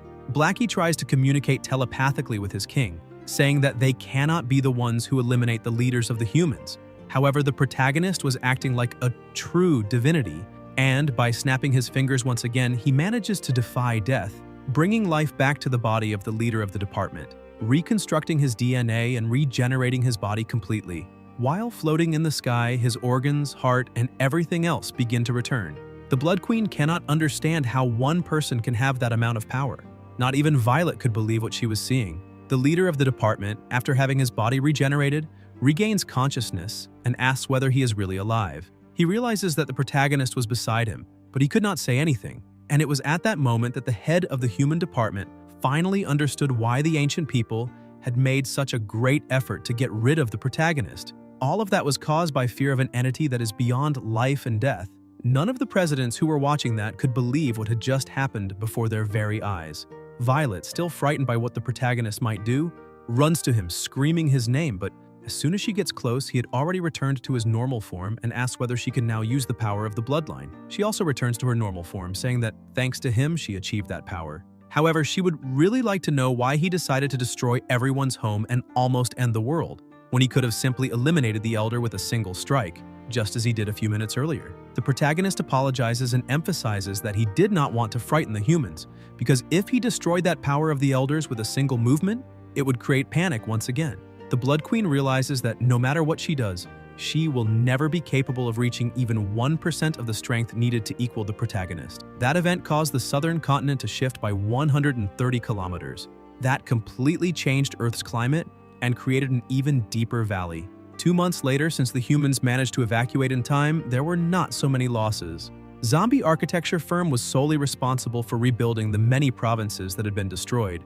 After discovering why the ancient people insisted on eliminating zombie after facing that frightening and absolute kind of power firsthand, the head of the human department needed to decide what he would do next. Inspector Chen enters his room and asks if he had called for her. He answers yes and tells her to go buy some trays of high-quality eggs, because he is going to visit the new chief of City H. Meanwhile, somewhere else, in the Blood Tribe in the new city under construction, Lanling was acting like an evil boss, telling the zombies that he spent a lot of money to hire them and that he did not want to see them slacking off. The Blood Princess goes to him and asks where he got so much money. Some people were asking Blackie whether those guys were not mortal enemies, so why did he approve giving them a loan? Blackie emphasizes that the king had said they should not fight, otherwise they would keep going to the bank to get money. So why not just lend them the money with a high interest rate of 20%?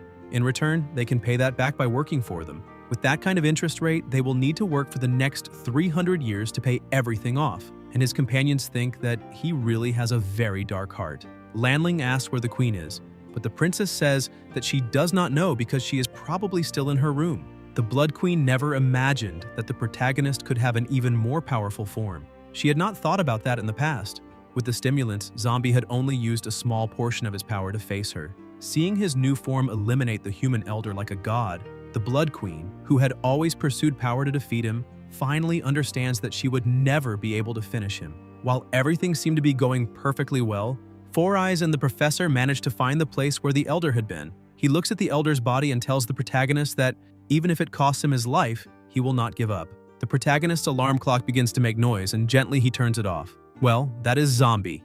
Zom from Zombie and B from Zombie. He does not know his age because when he died, he is not sure either. He only remembers that it was on a summer day. When he was still studying at school, he was turned into a zombie. At first, he was just a normal zombie, the same ones that you see as monsters, following orders no matter where he went. But in order to survive, so as not to be turned into fuel and not to be a machine of perfect movement, he began to train and decided not to eat human meat anymore, starting to consume only protein powder in all 3 meals of the day, until he finally managed to succeed and become invincible with his 4 transformations. However, he grew tired of fighting to achieve peace and began to help humans. Through his efforts, he solved countless problems for humanity. Whether it was the Zombie King or the ancient people, he kept helping to change everyone's view of zombies until he finally had his own city. But perhaps he became a little too strong, and because of that, the humans who fear his strength try to get rid of him. At least that was what he discovered the day before. The doorbell rings, and as soon as he answers, Violet scolds him, asking what he is doing because, being the leader, he cannot be so careless. She emphasizes that he is 2 hours late. The protagonist slams the door in her face and says that he will be ready in a moment. Since it is the beginning of a new year, the province organized an academy growth evaluation. Lanki, who is conducting the presentation, says that they all went through turbulent times that led them to many problems and challenges, but that from that moment on, Zombie will lead the academy toward prosperity. Therefore, everyone needs to welcome the new head of the academy. Everyone present shouts, wishing him good health and good luck. A little embarrassed, the protagonist laughs, wishes everyone a good morning, and says that they must be hungry, which is why he brought some eggs for everyone. And that was how he replaced the previous chief, becoming the new head of the academy. One of the people comments about the former chief, saying that he was set aside, but the former chief of the academy tells him to be quiet because there is no way to beat that guy in a fight. Sitting at the table drinking his coffee, the leader of the human department was calm, but the inspector was shouting at one of her subordinates, telling him to get out because there was an emergency. Her subordinate asks what the problem is and why she is in such a panic. Stammering and trembling with fear, she says that they are in huge trouble because the president is calling. He answers the phone and says that he will deliver his report immediately and apologizes, saying that the previous situation was very urgent and he did not have time to report anything. But now he swears that he is not trying to hide anything and that because of that, he will carry out the president's orders immediately. As soon as he hangs up, the inspector asks what the situation is. The chief explains that the whole world knows about the incident involving the ancient people. Still frightened, she asks how that is possible because they did not tell anyone.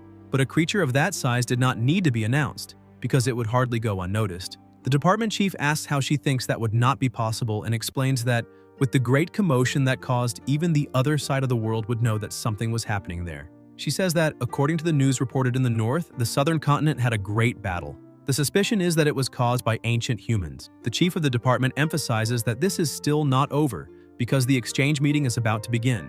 He complains because there are too many events happening at the same time. He asks her where the eggs are that he had told her to buy. She picks up the 2 bags and hands them to him. Sometime later at the protagonist's house in City H, the chief of the department thinks that since he allowed the protagonist to become the new chief, there probably should not be any problem in asking him to do that job. As soon as he rings the bell, Violet opens the door wearing somewhat different clothes, surprising him. And he asks what clothes those are. She also gets frightened, saying that it is just a misunderstanding. But suddenly, Lanky also appears wearing somewhat extravagant clothes, asking the leader of the department what he is doing there. Envious, he asks why the 2 of them are there, because even if the protagonist had been promoted, how dare they mock him, saying that he is going to report that to his superiors. How can they be so wild like that? Lanky realizes that something had been misunderstood, and the leader of the department turns his back, saying that he just remembered that he needs to do something and that he will return to headquarters. They shout, saying that it is a misunderstanding because they are only celebrating that bastard's promotion, and the reason they are dressed in those clothes is because they lost in the games. But he does not believe them and asks how it is possible for them to dress like that for a party, because he has never seen either of them wearing something like that. Violet, embarrassed, says that if he really does not believe them, then he can come in and take a look. Dawn was also wearing clothes like that, and the former head of the academy was trying as hard as possible to defeat the protagonist. Ying announces that whoever is not present will be fired. The leader of the department keeps looking at that and notices some food being tossed into the air and sliced by the chief of the Stainless Steel Academy. He celebrates, saying that the sushi is finally ready.